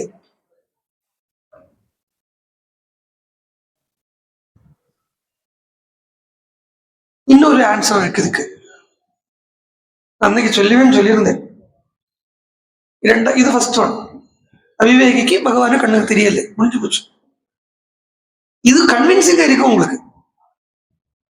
ரெண்டாவது ஒரு ஆன்சர், இங்க வாயு அப்படின்னு நம்ம சொல்லிட்டோம். வாயுங்கிறதே பிராண தத்துவத்தை குறிக்கிறது, பிராணாயாமம் அப்படிங்கிற அங்கத்தை குறிக்கிறது இந்த கிஷ்கிந்தா காண்டம். பிராண 8 அங்கங்கள் இருக்கு இல்லையா, அஷ்டாங்க யோகம் அப்படின்னு சொல்றோம் இல்லையா, அதுல யமம் ஆசனம் பிராணாயாமம். 4th அங்கம் இஸ் பிராணாயாமம், 4th காண்டம் இஸ் கிஷ்கிந்தா காண்டம். பிராணாயாமங்கிற தத்துவத்தை குறிக்கிறது. பிராணாயாமம் அப்படின்னு வந்தாச்சானா 2 விதமான பிராணாயாமம் இருக்கு. மொத்தத்துல 3 விதம் சொல்லுவா. அதுல பிரதானமா பூரகம், ரேச்சகம், கும்பகம் அப்படிங்கிறது ஒரு செட்டு, மகா கும்பகம் இல்லாட்டானா கேவல கும்பகம் அப்படிங்கிறது இன்னொரு செட்டு. இன்னொரு விஷயம், அதுல சாதாரண ஒரு யோகி, உயர்ந்த ஒரு யோகி, சமாதி ஸ்திதியை கிடைக்க, அதாவது சாதாரண ஒரு பிராணாயாமி, சமாதி இருக்கக்கூடிய ஒரு பிராணாயாமி அப்படின்னு வச்சுக்கோங்க. இல்லைன்னா சாதாரண ஒரு யோகி, சித்தனான ஒரு யோகி அப்படின்னு வச்சுட்டோம். ஆனா சித்தனான யோகின்னு சொன்னா அந்த விபூதி ஆகாசத்துல இருக்கிற சித்தி இல்லை, அந்த சித்தி சொல்லலை. இங்க சொல்லப்பட்ட சித்திங்கிறது அந்த பிராணாயாமம், பிரத்யாகாரம், தாரணை, தியானம் எல்லாம் கடந்த ஒரு யோகி. பட் இப்போ பிராணாயாமங்கிற அந்த ஸ்டேஜ்ல நிற்கப்பட்ட ஒரு யோகி. இவளுக்கு 2 வித்தியாசம் இருக்கு. இப்போ பூரகம் அப்படின்னா இன்ஹேல் பண்றது, ரேச்சகம் அப்படின்னா எக்ஸைல் பண்றது. பூரகம் ரேச்சகம். கும்பகம் அப்படிங்கிறது ரிட்டைன் பண்ணி வைக்கிறது, சஸ்டெயின் பண்ணி வச்சு உள்ள தக்க வச்சுக்கிறது. இந்த கேவல கும்பகம் அப்படின்னா என்னன்னா, இன்ஹேல் பண்றோம், தக்க வச்சுக்கிறோம், எக்ஸைல் பண்றோம், அதுக்கப்புறம் உள்ள ஒண்ணும் இருக்காது இல்லையா, அப்படியே ரிட்டைன் பண்றது, அப்படியே நிறுத்தி வைக்கிறது. இது கேவல கும்பக ஸ்திதின்னு பேரு. இது சாதாரண ஒரு யோகிக்கு இந்த கேவல கும்பக ஸ்திதி கிடைக்காது. அதாவது வெளியிலேருந்து வாயு கூட எடுத்து காமிக்கி, பிராணவாயுவை கூட வெளியிலேருந்து எடுத்து காமிக்கி இருக்கக்கூடிய ஒரு ஸ்டேஜ். இது சாதாரண ஒரு யோகிக்கு கிடைக்காது. இது பிராணாயாமத்தை, அதாவது பிராணனை நம்ம தன் வசம் வச்சுட்டு இருக்கிற ஒரு யோகியால மாத்திரம்தான், பிராணனை தன் வசம் கட்டுப்படுத்தி தன் கையில வச்சுட்டு இருக்கப்பட்ட ஒரு யோகியால மாத்திரம்தான் இந்த கும்பகத்தையும் கேவல கும்பகத்தையும் ஒரே நேரத்துல கையாள முடியும். சாதாரண ஒரு யோகிக்கு கும்பகம் மாத்திரம்தான் கையாள முடியும், கேவல கும்பகம் கையாள முடியாது. இங்க கும்பகம் அப்படின்னு சொன்னா தாரா, கேவல கும்பகம் என்கிறது ரோமா. வாலியால கும்பகமா இருக்கப்பட்ட தாராவை மாத்திரம்தான் அஃபோர்டு பண்ண முடியும். இதே ராமர் வாலியோட வதத்துக்கு அப்புறம் தாராவையும் ரூமாவையும் சேர்த்து சுக்ரீவன் கிட்ட கொடுத்திருக்காரு. அப்ப அவன் என்ன, அவன் அசாதாரணமான ஒரு யோகி, அவன் பிராணனை தன் வசம் வச்சுட்டு இருக்கப்பட்ட ஒரு யோகிங்கிறதுனால அவனால தாராவையும் ரூமாவையும், அதாவது கும்பகத்தையும் கேவல கும்பகத்தையும் ஒரே நேரம் படிக்க முடியும். அந்த பிராணனை சுக்ரீவன் கை கண்ட்ரோல்ல வச்சுட்டு இருக்கான், தன் வசம் எப்படி வச்சுட்டு இருக்கான்றது எப்படி தெரியறது? பிராணனை கட்டுப்படுத்தி வச்சுட்டு இருக்கான், தன் கையில வச்சுட்டு இருக்கான்றது எப்படி தெரியறதுன்னா அவரே சொல்றாரு, பிராணஸ்வரூபமா முக்கிய பிராண மூர்த்தியான ஹனுமானே சொல்றாரு, சுக்ரீவனுடைய சச்சிவன் தான். பிராணந்த யாருக்கு சச்சிவன் தான்? ஹனுமான் சுக்ரீவன் கூட இருக்கார். அதனால he is capable of handling கும்பகம் and கேவல கும்பகம் at the same time. இது எல்லாமே 3வது ஒரு ரீசன் பார்த்துக்க வேண்டாம், யோசிச்சு மண்டையை போட்டு குமைச்சுக்க வேண்டாம். இது எனக்கு தெரிஞ்ச த மோஸ்ட் லாஜிக்கல் வே. முதல்ல சொன்னது விவேகி அவிவேகி. அவிவேகிக்கு ராமனை கண்ணுக்கு தெரியாது. ஏன் மறைஞ்சிருந்து யுத்தம் பண்ணாங்கிறதுக்கு உண்டான பதில் அது. இங்க மறைஞ்சு யுத்தம் பண்ணலை, அவனுக்கு கண்ணுக்கு தெரியலை. ஏன் தாராவையும் ருமாவையும் சுக்ரீவன் கிட்ட கொடுத்தார் அப்படிங்கிறதுக்கு பதில் இது. சுக்ரீவன் ஒரு மகாயோகி, வாலி ஒரு சாதாரண யோகி. அந்த சாதாரண யோகியினுடைய அந்த சாதாரணமான அந்த சரீரத்திலிருந்து அவரை மோசனம் பண்ண வச்சு அந்த தாராவையும் ருமாவையும் சேர்த்தே சுக்ரீவன் கையில, அதாவது கும்பகத்தையும் கேவல கும்பகத்தையும் சுக்ரீவனால கையாள முடியுங்கிறத காட்டித்தரார் ராமச்சந்திரமூர்த்தி. சுக்ரீவனுக்கு பட்டாபிஷேகம் பண்ணி தாராவையும் ருமாவையும் கொடுத்து கிஷ்கிந்தா நகரத்தையும் கொடுத்து இப்படி போறது கிஷ்கிந்தா காண்டம். These are the technicalities of Kishkindha காண்டம். இன்னும் அதிகம் டெக்னிக்காலிட்டிஸ் இல்லைன்னு நினைக்கிறேன். அதுக்கு போவோம். இப்போ ஒரு ஃபவுண்டேஷன் ஆயிடுது இல்லையா, நன்னா போச்சு, நன்னா ஆச்சு. பாதி தலைக்கு மேலோட போச்சு, பாதி எங்கேயோ போய் இருக்கு இல்லையா, இங்க இருக்கு இல்லையோ, அது முளைச்சு அங்குரிச்சுக்கும். பகவான் நாமாவை சொல்ல சொல்ல சொல்ல சொல்ல அது அங்குரிச்சுக்கும். இன்னொன்னு மத்தியமேஸ்வரேன்னு சொன்னேன் இல்லையா, அது கூட சொல்லி முடிச்சுடுறேன். ஹனுமான்கிறவர் முமுட்சுவாக இருந்து ஆத்மஸ்வரூபமான சூரிய சாட்சா்காரம் அடைந்து அந்த ஆத்ம ஞானத்தை பெற்றவர் அப்படிங்கிறத சூரியன் கிட்டே இருந்தே வித்தியை படிச்சான்னு சொன்னார். அதனாலேயே கம்ப்ளீட் மனநம் தான் அவருடைய ப்ராசஸ் வழிய, வெளியில எதுவுமே கிடையாது. அதனாலேயே ரெண்டு இடத்துல பார்க்கலாம். ஒண்ணு ராமன் இப்போ வர்த்ததே மத்தியமேஸ்வரர் சொன்னார், அதை வச்சுட்டு ரெண்டு இடத்துல பார்க்கலாம். சமுத்திரத்தை தாண்டறதுக்கு முன்னாடி ஜாம்பவான் ஹனுமான் கிட்ட கேட்கிறார், நீ ஏன் பேச மாட்டேங்கிறாய் கேட்கிறார். ஹனுமான் கிம்ன சில்பசி, ஹனுமான் கிம்ன சில்பசே, நீ ஏன் பேச மாட்டேங்கிறாய் அப்படின்னு கேட்கிறார். அதே ஒரு அவருடைய அந்த மனநத்துக்கு உண்டான அது இருக்கு. அது மாத்திரமில்லை, ஹனுமான் சமுத்திரத்தை தாண்டறத துளசிதாசர் இதுல சாலிசால ஒரு விஷயம் சொல்ற, பிரபு முத்ரிகா மேலி முகுமாய். பிரபு முத்ரிகாவை இங்க என்ன பண்ணிட்டு போனான்னு சொன்னா வாய்க்குள்ள கொண்டு போறார். இது ஒரு அன்எஜுகேட்டட், ஒரு இல்லிட்ரேட் வியாக்கியானம். என்ன சொன்னவர் துளசிதாசர், சொல்லிடுறது யாரை பத்தி, ஹனுமானை பத்தி. அப்போ மோதிரத்தை வாயில விட்டுட்டு போனார் அப்படின்னா ஒரு கொஸ்டின் அந்த பக்கம் கேட்கறதுக்கு இருக்கும். அப்படின்னா சுரசா கிட்ட எப்படி பேசினார், லட்டுவை வாயில இந்த பக்கம் வச்சுட்டு பேசுற மாதிரி பேசினாரா? நீலிமுகமாயி அப்படிங்கிறத அவருடைய முத்ரிகாங்கிறது இங்க ஒரு பிசிக்கல் ஃபார்ம்ல இல்லை. அந்த முத்ரிகாங்கிறது நாமமயமா இருக்கு. நாமம் அது ஹனுமானுக்கு இருக்கப்பட்ட சித்தி அஜபா ஜப சித்தி. ஜபமே 3 தரத்தில் இருக்கு. ஒன்னு உச்சத்துல சொல்றது இருக்கு, இன்னொன்னு உபாம்சு மாத்திரமா சுண்டு அனுக்கிறது இருக்கு, இன்னொன்னு உபாம்சு அனுக்காமைக்கு உள்ளுக்குள்ளே அந்த மந்திரம் ஓடுறது இருக்கு. அதைத்தான் உத்தமம்னு சொல்றது. அப்பேற்பட்ட உத்தமனான ஹனுமான். ஆனா அந்த சமயத்துல அவர் மத்தியமமா இருக்கப்பட்ட அந்த உபாம்சு வச்சுக்கிறார். பிகாஸ் வர்த்ததே மத்தியமேஸ்வரே, உபாம்சு வச்சுக்கிறாருங்கிறத உபாம்சுனா சுண்டு அனுக்கிறது இல்லையா, அந்த முத்ரிகாங்கிற அந்த ராமங்கிற அந்த 2 அக்ஷரத்தை சுண்டால சொல்லிட்டு போறோம். என்ன இதே சுந்தரகாண்டத்துல ஆரம்பிக்கிறத ஹனுமான் நாக்க திட்டுறார், வாயை திறக்கிறார், பேசுறார், அப்படி எல்லாம் வரத்த அப்ப இந்த முதல் வாக்கு விழுந்திருக்காதோ. சோ அதாவது பிசிக்கலா எடுத்துக்க வேண்டியதை பிசிக்கலா எடுத்துக்கணும், சர்ட்ல எடுத்துக்க வேண்டியது சர்ட்ல எடுத்துக்கணும். அதுவும் துளசிதாசர் ஒரு 40 ஸ்லோகத்திலேயும் ஹனுமானுடைய அப்பேற்பட்ட குளோரிய சொல்லி 40 சௌப்பாய்ஸ்ல 40 இதுல என்னது சௌப்பாய்ஸ் 40 சௌப்பாய்ஸ்ல தான் அதை ஹனுமானுடைய அப்பேற்பட்ட அந்த குளோரிய சொல்லியிருக்காருங்கிறத.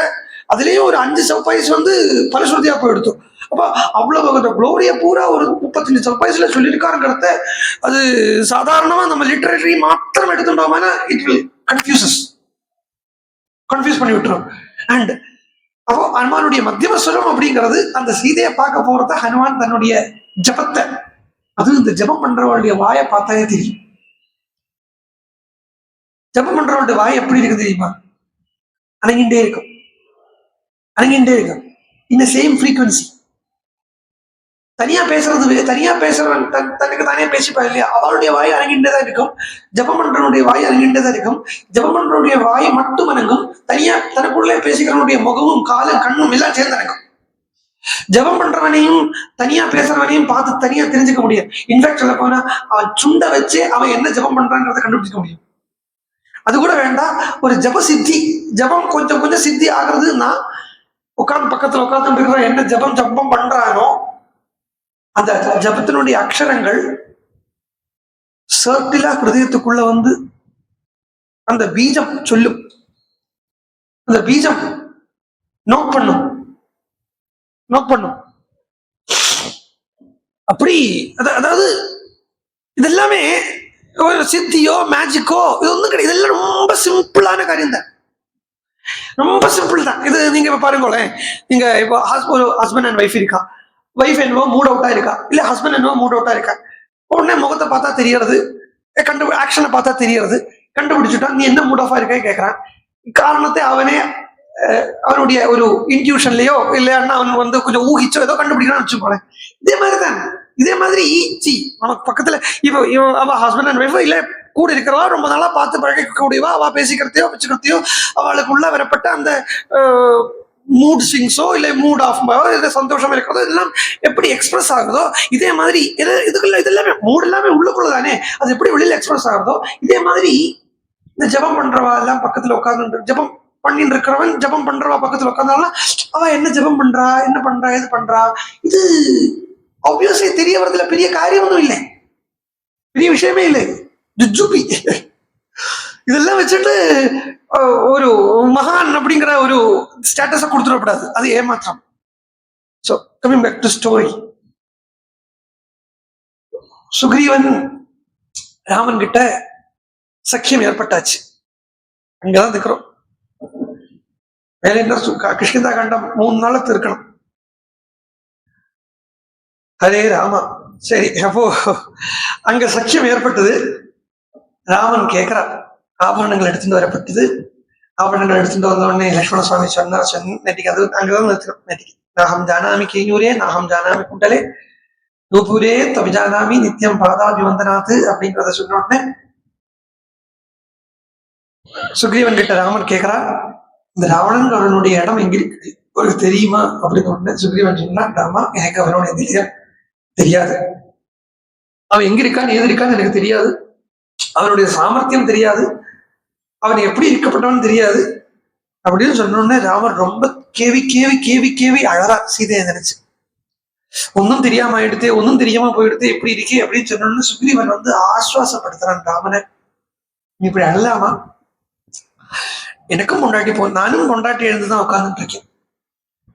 இதே லக்ஷ்மணன் சொல்றாரு, மீன் வச்சுக்கோங்களேன், லக்ஷ்மணன் சொல்லலே இப்படி சொல்றது வச்சுக்கோ, லக்ஷ்மணன் நானும் பொண்டாட்டியை கூட்டிட்டு வராம தானே அண்ணா இருக்கேன் அப்படின்னு நம்ம அந்த ஒரு கதையா பார்த்தா கூட டிஃபரன்ஸ் இருக்கு. ராமனுக்கும் வாலிக்கும் ராமனுக்கும் சுக்ரீவனுக்கும், ராமன் பத்னி எழுந்ததும் சுக்ரீவன் பத்னி எழுந்ததும், ராமன் லக்ஷ்மணன் பத்னி எழுந்ததும் ராமன் பத்னி எழுந்ததும் டிஃபரன்ஸ் இருக்கு. லக்ஷ்மணனுக்கு டெஃபினட்டா தெரியும் 14 வருஷத்துக்கு அப்புறம் கொட்டாரத்துக்கு பாய்ச்சனா அங்க ஊர்வலா இருப்பள் அப்படிங்கிறது தெரியும். சுக்ரீவனுக்கு நல்லா தெரியும் வாலி கூட தன்னுடைய பத்னி ரூபமா இருக்காங்கிறது தெரியும், ராமனுக்கு அது கூட தெரியாது. இந்த ஒரு ஐடியாவுமே இல்லாம கேட்கும் இருக்கிறத சுக்ரீவன் சொல்றான், உங்களாட்டம் உள்ள மகாத்மாக்கள் எல்லாம் எப்படி அழப்படுவான், புத்திசாலிகள் எல்லாம் எப்படி அழப்படுவான், கவலைப்படாதீங்கோ, தைரியமா இருங்கோ, சீதையை நாம தேடுவோம் அப்படின்னு அந்த தைரியம் கொடுக்குறான். உடனே ராமன் எழுந்திருந்தார், திரும்பவும் சுக்ரீவனை கட்டினார். இது மாதிரி யாருக்குப்பா ஃப்ரெண்டு கிடைக்கும்? சுக்ரீவன் சொல்றான், உங்களை மாதிரி யாருக்கு ஒரு நண்பன் கிடைக்கும் சொல்லிட்டு தன்னுடைய கதைய சுக்ரீவன் சொல்றதுக்கு சொல்றான், நான் எவ்வளவு கஷ்டப்பட்டிருக்கேன் தெரியுமா ராமா, ரொம்ப கஷ்டப்பட்டு உட்கார்ந்து இருக்கேன், உங்களால அது முடியுமா, என்னுடைய கஷ்டத்தை திருத்து தர முடியுமா அப்படிங்கறத பாருங்க, எதுவும் உங்களை கட்டாயப்படுத்த மாட்டேன், ஆனா உங்களாட்ட ஒரு சகா கிடைச்சாச்சுன்னு வந்தானா சுரராஜ்யம் கூட துர்லபம் கிடையாதுங்கிறது எனக்கு தெரியாது, தேவராஜ்யம் கூட துர்லபம் கிடையாதுங்கிறது தெரியாது, ஆனா ரொம்ப நான் அவஸ்தப்பட்டு இருக்கேன், கொஞ்சம் கேளுங்களேன். சரி ராமனும் கேட்கலாமே அப்படின்ட்டு தனியா போறான். ராமன் போறான், சுக்ரீவன் போறான், பின்னாடி லக்ஷ்மணர் போறார், அதுக்கு பின்னாடி ஆஞ்சநேய சுவாமி போறா, 4 பேருமா போறா. ஒரு காடு, அந்த காட்டுல ஒரு சந்திர மரமோ ஏதோ சால விருட்சம் இருக்கு, அந்த சால விருட்சத்தை வெட்டி சுக்ரீவன் ராமனுக்கு போட்டான். ராமன் அதுல உட்கார்ந்தார், சுக்ரீவனும் ஒரு விஷயத்துல உட்கார்ந்தார். இதை பார்த்தார் ஹனுமான், லக்ஷ்மணனுக்கு ஆசனத்தை தானே வெட்டி போட்டு ஹனுமான் லக்ஷ்மணனுமா அதுல உட்கார்ந்தார். உட்கார்ந்து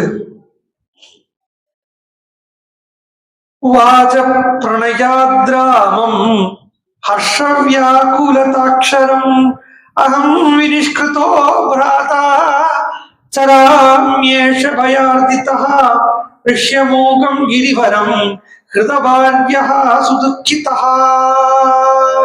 இந்த ரிஷ்யமுகத்துல அண்ணாவால அடிக்கப்பட்டு வேதனைப்படப்பட்டு நான் சஞ்சாரம் பண்ணிட்டு இருக்கேன் ராமா. என்ன பண்ண தெரியல, ஏதோ நீங்க வந்தது எனக்கு ஒரு ஆஸ்வாசம். உங்களை கிடைச்சதே இந்த புத்திசாலியாலான ஹனுமானால தான் உங்களை கிடைச்சதே அப்படின்னு சொன்னார். உடனே ராமச்சந்திர பிரபு சுக்ரீவனை பார்த்தார், ஹனுமான பார்த்தார், திரும்பவும் சுக்ரீவனை பார்த்தார், தன்னுடைய வில்ல காட்டினார், அம்ப காட்டினார். இந்த தனுசு இருக்கு இல்லையா சுக்ரீவா, இந்த தனுசு எப்பேற்பட்ட தனுசு தெரியுமா? அகஸ்தியரால தரப்பட்ட தனுசு. இந்த அம்பிருக்கே சரங்கள் இருக்கே, இது சாதாரணமான இடத்துல உண்டானது இல்லை, சரவணத்துல உண்டானது அப்படிங்கிறார். சரவணம், சரவணம் அங்க உண்டானவர் தான் சரவண பவன். முருகப்பெருமான் தோன்றின இடத்துல உண்டானது. முருகன் அப்படிங்கிறத 6 ஸ்கந்தன் ஷண்முகன். இன்னும் எல்லாம் கை காட்டினா உங்களுக்கே புரிஞ்சிடும். 6 கிடந்து 7வது ஸ்தானம். இது பண்ண வைக்கும், நீ கவலைப்படாதே அப்படின்னு சொன்னோடனே அப்போ நான் திருப்பியும் சொல்றேன் ராமா, ஆனா ரொம்ப வருத்தமா இருக்கு அப்படின்னு நினைச்சா, இப்போ ஒன்ன கிடைச்சிருக்கு இல்லையா, அதுவே பெரிய சந்தோஷமா இருக்கு.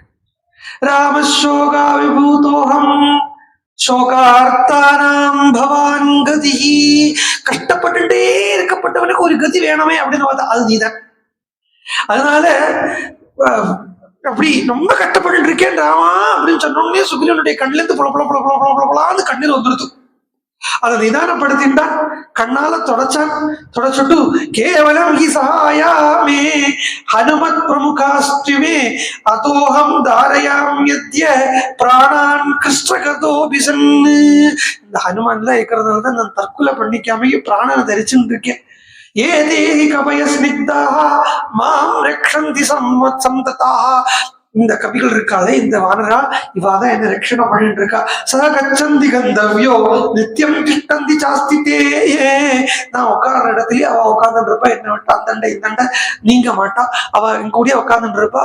எங்கேயாவது போயிட்டானா வாலியால எனக்கு ஏதாவது எனக்கு ஆபத்து வந்துருமோ அப்படிங்கிற பயத்தாலே அவ எங்கும் போக மாட்டா. ஆகாரங்கள்லாம் அவளே எனக்கு கொண்டு வந்து தந்துட்டு இருக்கா. சொன்னோன்னு ராமரை கேட்கிறாரு, என்ன ஆச்சு வாலியால சொல்லு. இது கேட்கறதுக்கு தான் சுக்ரீவன் இவ்வளவு பீடிகை போட்டு இருக்க.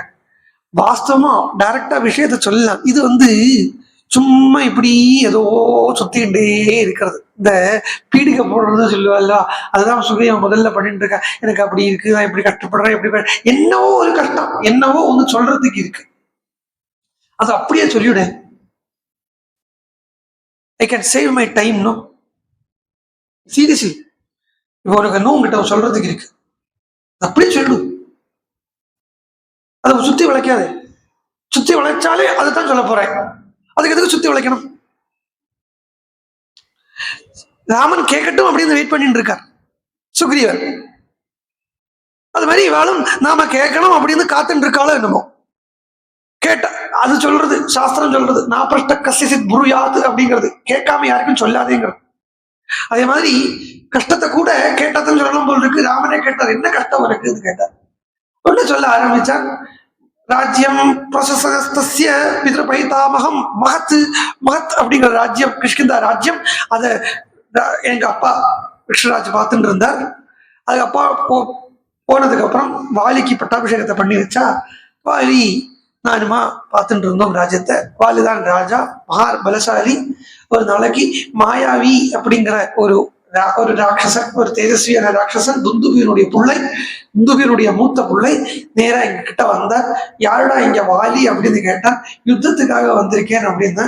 என்கிட்ட வந்து கேட்டா, நீதானா வாலின்னா. இல்ல நான் வாலி இல்லை, அவன் தான் வாலி அப்படின்னு கையை காட்டி விட்டேன். மாயாவிய விவேகியான சுக்ரீவன் அவிவேகியான வாலி கிட்ட கை காட்டி விடுறது, அவன் தான் வாலி அப்படின்னு காட்டி விட்டேன். உடனே வாலியும் மாயாவியுமா ரொம்ப நாள் யுத்தம் பண்ணிட்டு இருந்தா. বহু நாட்கள் யுத்தம் நடந்துட்டு இருந்தது. யுத்தம் போட்டு போட்டு போட்டு போட்டு அவ ஒரு குகைக்குள்ள போய் ஏறினா. குகைக்குள்ள ஏறுறதுக்கு முன்னாடியே வாலி என்கிட்ட சொன்ன, சுக்ரீவா நான் வெளியில வர்றது வரைக்கும் இங்கேயே நில்லு, பத்திரமா நின்னுக்கோ அப்படின்னு என்கிட்ட சொல்லிட்டு, நான் இந்த ராட்சசனை கொண்டு போட்டுட்டு தான் நீ திரும்பி வருவேன் அப்படின்னு இந்த வாலி என்கிட்ட சொல்லிட்டு தான் போனேன்.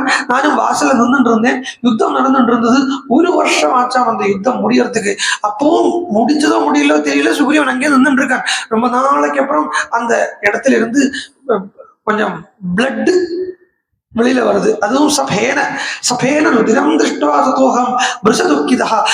பதை பேனம்னா நுரை, நுரையோட சேர்ந்த பிளட் வெளியில வர்றதுங்கிறதே பார்த்த உடனே எனக்கு பயம் வந்துடுத்து. நான் நினைச்சேன், இது வாலி செத்து போயிட்டானா இல்லை அந்த அசுரன், அந்த மாயாவிங்கிற அந்த அசுரன் போயிட்டானா தெரியலையே. அசுரனுடைய ரத்தமும் கொழுப்பு பயமா தான் இருக்கும், குரங்குகளுடைய ரத்தமும் கொழுப்பா இருக்கும். அப்ப இதுல யாரு போனாங்கிறது தெரியலைங்கிறதால எனக்கு பயம் வந்துடுத்து. ஏன்னா மாயாவி எங்கிட்ட வந்தானா என்னால தாங்க முடியாது, நான் போயிடுவேன் என்கிறதுனாலே அந்த குகைக்கு என்ன பண்ணேன், ஒரு பெரிய பாறாங்கல் எடுத்து அந்த குகையை மூடிட்டு வந்தேன். அந்த பாறாங்கல் எடுத்து மூடின, இந்த பாறாங்கல்லாம் வாலிக்கு ஒரு பெரிய காரியமே இல்லைன்னா அப்பேற்பட்ட பலசாலி வாலிங்கிறதுனால இது ஈஸியா தள்ளி விட்டுட்டு தட்டி விட்டுட்டு வாலி வெளியில வந்துருங்கிறதுனாலயே நான் பெருசா பயப்பட்டுக்கல. அதை தள்ளி மூடி வச்சுட்டு வந்துட்டேன். மூடி வச்சுட்டு வந்தா அந்த அசுரன் போயிருக்கான், வாலி தப்பிச்சான். அப்பவே தோணுச்சு நான் போயிட்டே போல் இருக்குன்னு. எப்படி தெரிஞ்சதுன்னா, ராஜா இல்லாத ராஜ்யம் என்னெல்லாம் கஷ்டத்தை அனுபவிக்கும் அப்படிங்கிறது அயோத்தியா காண்டத்துல சொல்றது. ஒரு ராஜா இல்லாத ராஜ்யம் என்னென்ன துன்பம். ராஜகே ஜனபதே, லீடர் இல்லாத ஒரு கூட்டம் என்ன கஷ்டப்படும். என்ன தானே ஒருத்தரும் தானே லீடர் ஆயிடுவோம். முதல்ல அதுதான். ஒரு லீடர் இல்லாத கூட்டத்துக்கு உண்டான பிரச்சனை என்னன்னா, எல்லாமே தானே லீடர் ஆயிடுவா. இதுக்கு மலையாளத்துல ஒன்று சொல்லுவா, ரொம்ப அழகா சொல்லுவா, வாள் எடுத்தவன் வெளிச்சப்பாடும்பா. அதாவது ஒரு கோவில்ல இந்த வெளிச்சப்பாடு அப்படின்னா இங்கெல்லாம் சாமி சொல்றா இல்லையா, இந்த சாமி ஆடுறாளே அவளுக்கு தான் வெளிச்சப்பாடுன்னு பேரு. இது அங்கெல்லாம் ஒரு கோவில்ல பிக்ஸ் பண்ணி வச்சுப்பான். இந்த கோவிலுக்கு, இந்த கிராமத்து கோவிலுக்கு இவர் தான் வெளிச்சப்பாடு அப்படின்னு பிக்ஸ் பண்ணி வச்சுப்பான். அப்படி வைக்காத இடத்துல யாரு வாழ்கிறாலும் அவன் வெளிச்சப்பாடு ஆயிடுவான் அப்படின்னு சொல்லிட்டு சொல்றது. அதனால லீடர் இல்லாத ஒரு குரூப் அப்படிங்கிறது ரொம்ப டேஞ்சரஸ். அதுவும் இதோ வானர குரூப், அது இன்னும் ரொம்ப டேஞ்சரஸ். ஸோ சுக்ரீவன் இவ எல்லாருமா சேர்ந்து யுவராஜ பட்டாபிஷேகம் பண்ணி வச்சிருக்கான்.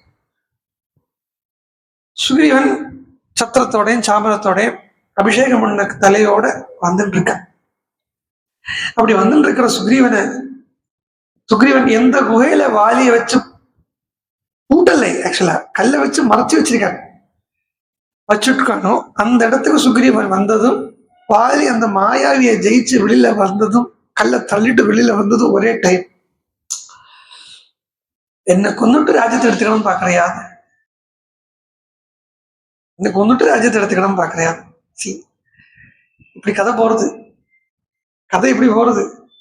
கொஞ்சம் முன்னாடி நான் சொன்னேனே கொஞ்சம் விவேகம்னு, அதுக்குள்ளோட எடுத்து வச்சு இந்த கதையை இல்லைன்னா அந்த ஃபார்முலா இதுல அப்ளை பண்ணி பாருங்க, பியூட்டிஃபுல்லா உங்களுக்கே உள்ள ஐடியாஸ் தோணும். இதுதான் மனநம்னு பேர். என்னை வச்சுட்டு நீ பட்டாபிஷேகம் பண்ணிக்கணும்னு பாத்தியா, என்ன சரி தானே சொல்லிடுறேன், எதுக்கு உங்களுக்கு வேலை, உங்களுக்கு வேலை தரத்துக்காக நான் இருக்கேன், உங்க வேலையும் கூட எடுத்துக்கிறது தான் நான் இருக்கேன்.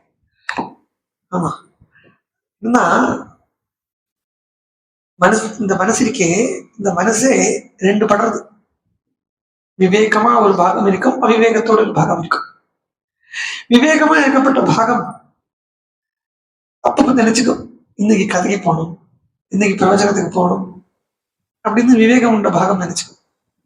இந்த அவிவேகமான பாகம் என்ன தெரியுமா செய்யும், இன்னைக்கு உனக்கு கால் வலிக்கிறது, இன்னைக்கு உனக்கு யாரோ வரா, இன்னைக்கு உனக்கு இது பண்ணும், இன்னைக்கு உனக்கு இது, இப்படி நிறைய சாக்கு போக்கு சொல்லுமே. இதுதான் அவிவேகம்.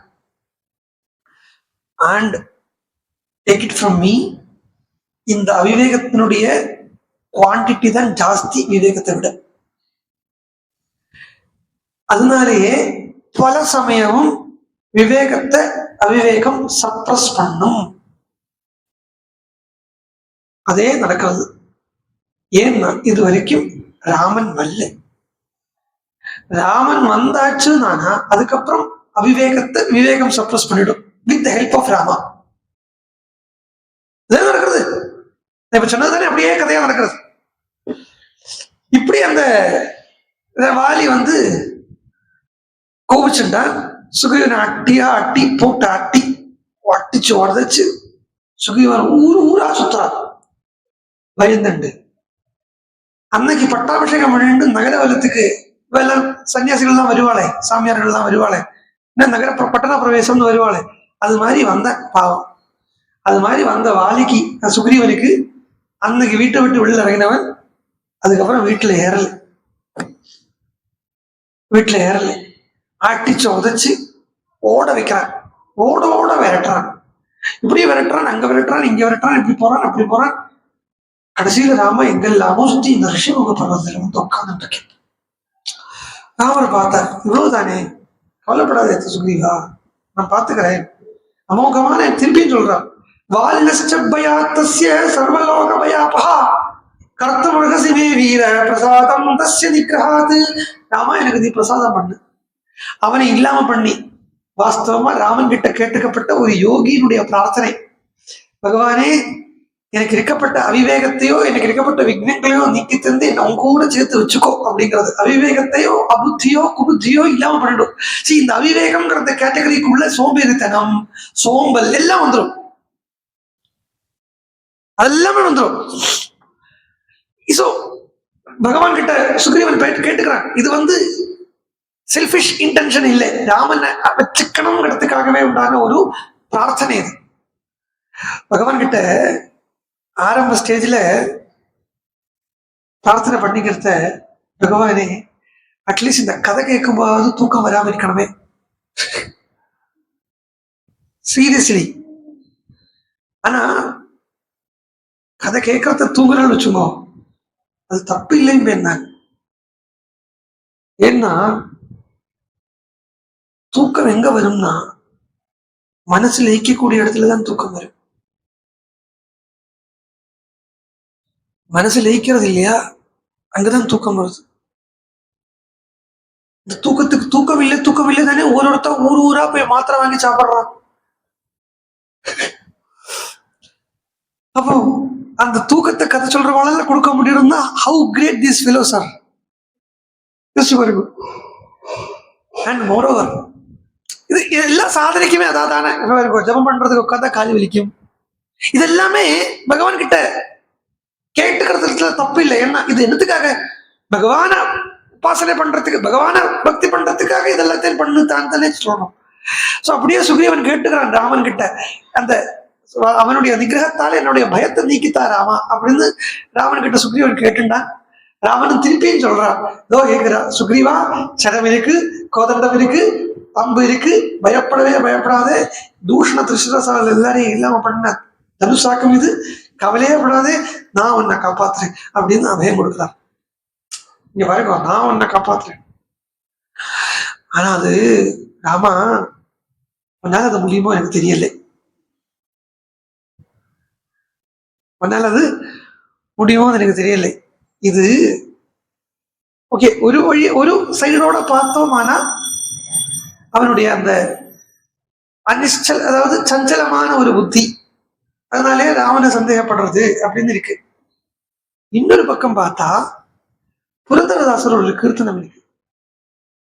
நாமாடின கர்ம பலவந்தமாடிக்கே நீ வாடுவதேனோ ரெங்கா அப்படின்னு ஒரு லைன் இருக்கு. அதுல இந்த அஜ்ஞானம், இந்த அவிவேகம், இந்த காமம், இந்த குரோதம், இந்த லோகம் எல்லாம் என்னத்தால வந்ததுன்னா பேசிக்கா பார்த்தா என்னோட ஆசை, என்னுடைய ஈகோங்கிறதுனால வந்தது.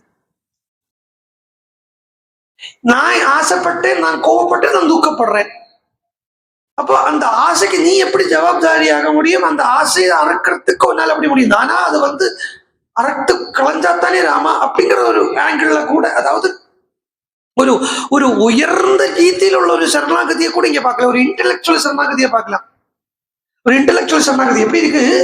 நான் ஆசைப்பட்டேன், அதனால நான் கஷ்டப்படுறேன். என்னோட கஷ்டத்துக்கு காரணம் நான் பட்ட ஆசை. அந்த ஆசைப்பட்டுட்டு நான் இப்ப கஷ்டப்படுறேன் இல்லையா, ஜஸ்ட் உங்ககிட்ட வந்து இந்த கஷ்டத்தை நீக்குன்னு மாத்திரம் சொன்னா எப்படி நடக்கும்? அதனால முடியாது. அப்ப நீ வேணும்னா ஆசையோட இல்லாம பண்ணி இந்த கஷ்டத்தை நீக்கலாம். ஆனா ஆசையை நீக்கிறதுங்கிறது உன்னுடைய வேலை இல்லை. என்னதுக்கு அப்புறம் எடுத்துக்கு படிச்சிருக்கேன், என்ன படைச்சு எனக்கு கரண கலையவரங்களை தந்து சத்சங்கத்தையும் கொடுத்து புத்தியையும் தந்து ஒரு குருவையும் தந்து என்ன எதுக்கு வச்சிருக்காங்கன்னா அதை போய் அந்த குருவை போய் ஆசிரியை இந்த இந்திரியங்களை வச்சுண்டு அவனுடைய புத்தியை வச்சுண்டு அந்த குருவை வச்சுண்டு நீ அவனுடைய ஆசையை அடிப்படையா ஆசையே இல்லாதபடியாக அழிச்சு கலை அப்படிங்கிறதுக்கு தானே நீ எல்லாத்தையும் சிருஷ்டி பண்ணிருக்காய். அப்போ அதுக்கு நீ சக்தியானவனா அப்படிங்கிற ஒரு கேள்வியும் இந்த இடத்துல துணிக்கிறது. இப்படி ஒரு வியூவும் அது இருக்கு.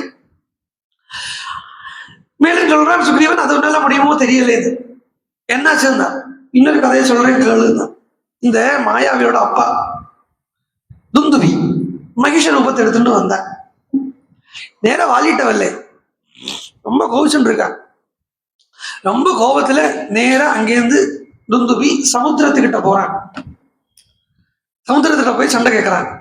சமுத்திர ராஜா வந்தாரா, ராமன் 3 நாள் படுத்துட்டுட்டும் வரல சமுத்திர ராஜா.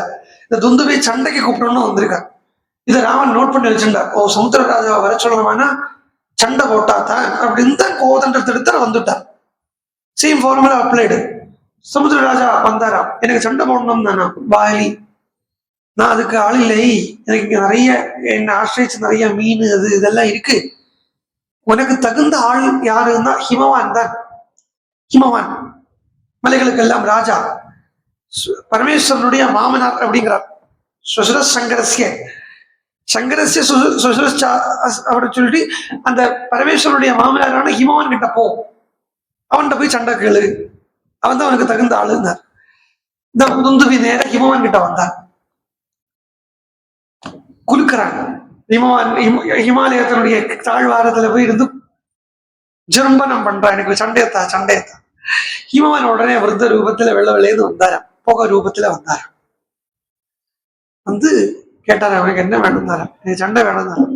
இல்லை, நாங்கள் இங்க தபஸ்விகள் ஆசிரியச்சு இருக்கப்பட்ட மாதிரி நான் உட்கார்ந்துட்டு இருக்கேன், அதனால உனக்கு சண்டை தரத்துக்கு என்னால முடியாது. உனக்கு சண்டை தரத்துக்கு பெஸ்ட் ஒரு யாருன்னா போ, கிருஷ்ணா போ, வாலி இருக்க. உடனே ராத்திரி வந்திருக்கான். ராத்திரி வந்து அவன் வாலியும் தாராமா இருக்கான். அந்த சமயத்துல இவன் வர ராத்திரி வந்து கத்துறான், யாருடா வாலி, எனக்கு சண்டையை கொடுறான், வாலி எனக்கு சண்டையை கொடுறான் கத்து. வாலி வெளில வந்தார். என்னடா அவ்வளவு பலசாலியா நீ அப்படின்னு கேட்டானா, இந்த துந்துபி வாலி கிட்ட, என்னுடைய பலாபலத்தை பத்தி உனக்கு தெரியாதுடா துந்துபி. ஆனாலும் அப்ப பாருங்க, இந்த ஸ்திரீகள் அறிக்கப்பட்ட இடத்துல வச்சது என்னுடைய பலத்தை நான் பேசுறதுக்கு விரும்பலை. வேணா இன்னைக்கு ராத்திரி ஒரு அவகாசம் அவனுக்கு தரேன், ஆசைப்படுற ஆசை தீர தாரா கூட இருந்துக்கோ, ஆசை தீர கிஷ்கிந்தாவை பார்த்துக்கோ, ஆசை தீர சாப்பிட்டுக்கோ, நாளை காலம்பரை வந்துடும். வாலி உடனே, என்ன நீ எனக்கு டைம் தரது, ஏதோ இப்போ சொல்றது கள்ளு குடிச்சுட்டு இருக்கேன்னு, எதுக்கே குரங்கு, அதுக்கு சாராயத்தை வேற கொடுத்தா எப்படி இருக்கும் யோசிச்சு. சாராயத்தை சொல்றான்னா, இது என்னுடைய விஜயத்துக்கு உண்டான பானியமா நான் எடுத்துக்கிறேன், வாழா சண்டைக்கு அப்படின்னு கூப்பிட்டு போய் சண்டை போடுறான். அவன் மகிஷ ரூபத்துல திருண்டு வந்திருக்கான். மகிஷம் எருவமாடு ரூபத்துல வந்திருக்கான். எருவமாடு ரூபத்துல வந்த அந்த துந்துவிய அடிச்சு போட்டு அவன் காலை பிடிச்சு கறக்கி தூக்கி எடுத்து வீசி எறிஞ்சான் வாலி. எல்லாமே அந்த ஒரு பூர்ண விவேகி அல்லாத ஒருத்தனுடைய ஸ்டேஜ சொல்றது இங்க. பூர்ண விவேகி அல்லாத, ஏன்னா இது வரப்பட்டது எல்லாமே ஒரு சித்திகள்.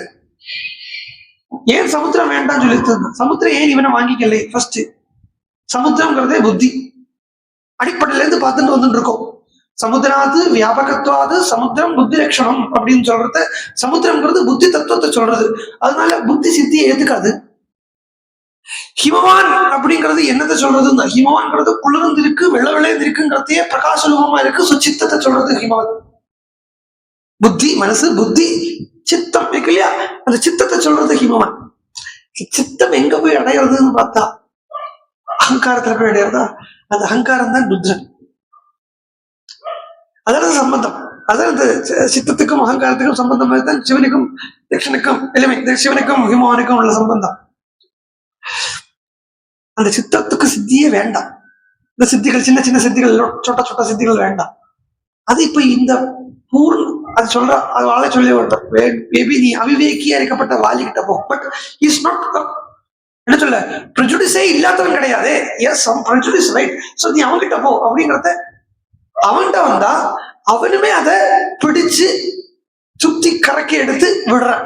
இது இந்த மலையாளத்துல இந்த மந்திரவாதம் எல்லாம் பண்ணுவா.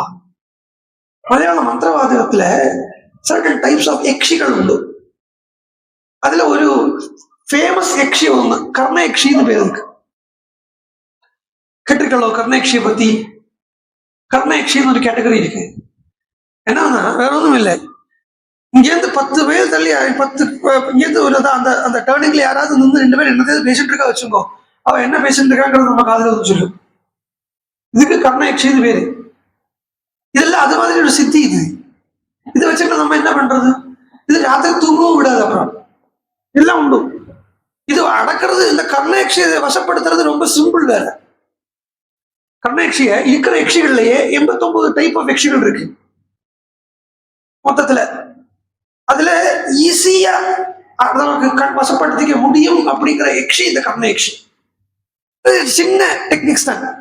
அது மந்திரம் கொஞ்சம் ஜபம் பண்ணா, அதுக்கப்புறம் அந்த வேப்ப மரத்தை குச்சி ஆலமரத்தை குச்சி வச்சு இது பண்ணிட்டு பசுமாடை கோதூளி சமயத்துல கோதூளி அவசரத்துல பசுமாடை அடக்கிட்டு கொம்ப பிடிச்சிட்டு இந்த மந்திரத்தை சொல்றத பசுமாடு குலுக்கும்.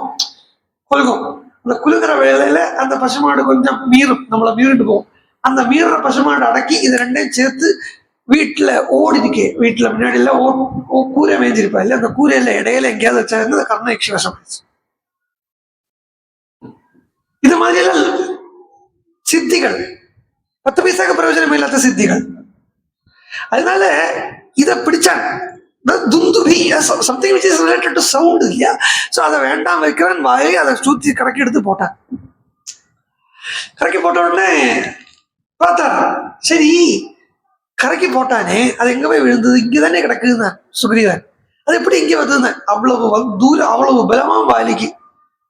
ஸோ இது வர வழியிலேயே எங்க வந்திருக்குதுன்னா மதங்க மகர்ஷியினுடைய ஆசிரமத்துல வந்திருக்கு, வழியா வந்திருக்கு. மதங்க மகர்ஷியினுடைய ஆசிரமம் வழியா இந்த தூக்கி போட்டது வந்திருக்கு.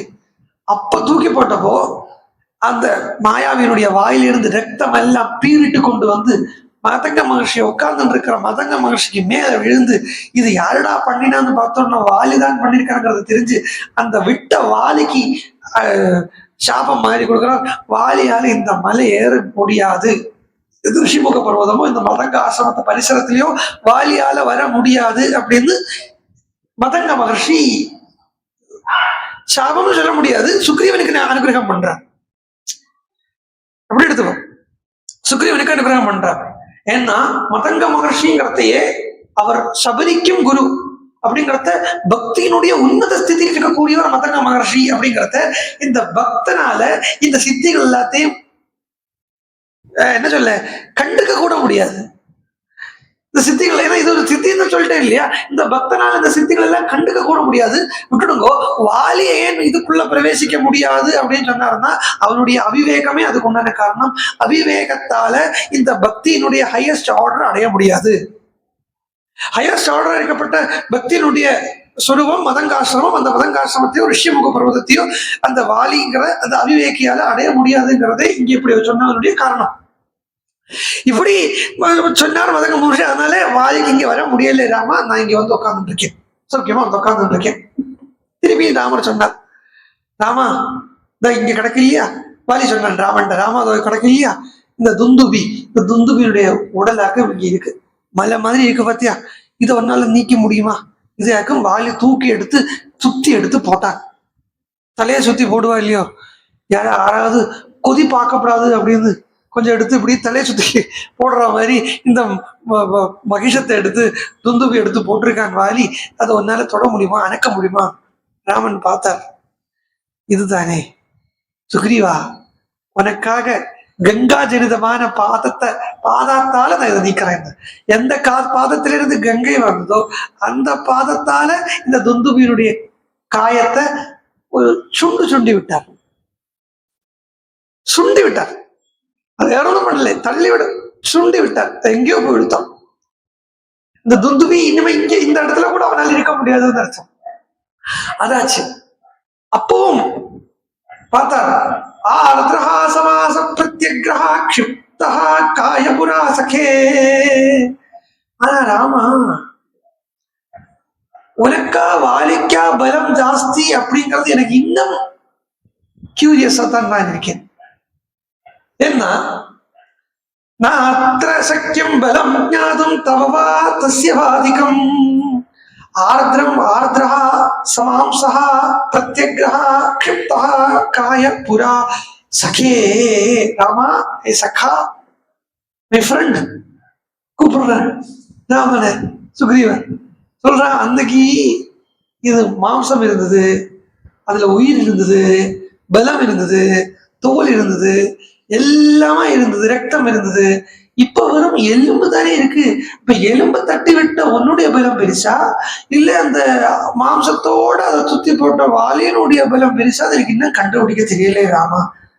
இன்னொரு உபாயம் இருக்கு. சாலமேகம் வினிர்பித்யா பவேத் வியக்தி பலாபலே. இங்க சால விருட்சம் 7 இருக்கு. அந்த 7 சால விருட்சம் இருக்கு இல்லையா? இந்த சால விருட்சத்துல ஏதாவது ஒரு சால விருட்சத்தை நீ தள்ளி விட்டாயினா உன்னுடைய பலத்தை நான் கண்டுபிடிச்சுடுறேன். ஏன்னா இந்த சால விருட்சத்துல இருந்து வாரியால இலைய மத்தம் தான் எடுக்க முடியும். சால விருட்சத்தினுடைய இலைய மட்டும்தான் வாலியால எடுக்க முடியும் சுக்ரீவன். அப்போ எத்தனை சால விருட்சம் இருக்கு அப்படின்னு பார்த்தீங்கன்னா, there comes our number 7. the James Bond number.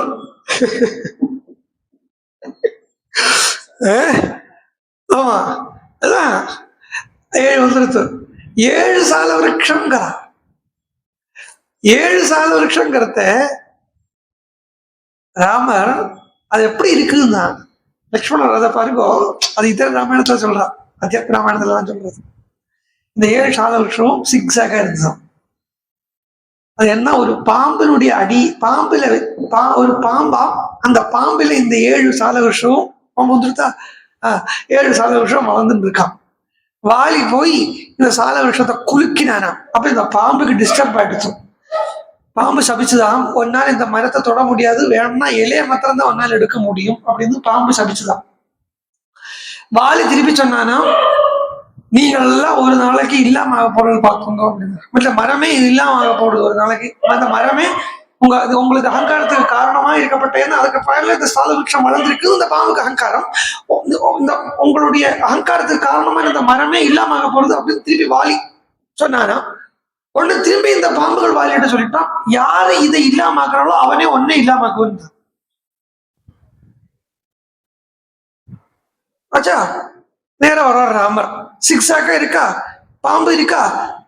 அங்க சொல்றது, லக்ஷ்மண சுவாமி தன்னுடைய பாதாங்குஷ்டத்தால, ராமர் காலனுடைய நுனியால துந்துவியனுடைய காயத்தை தள்ளி விட்டாரா. லக்ஷ்மண சுவாமி தன்னுடைய பாதத்தினுடைய நுனியால இந்த பாம்பினுடைய வாழை நன்னா அமுத்தினார.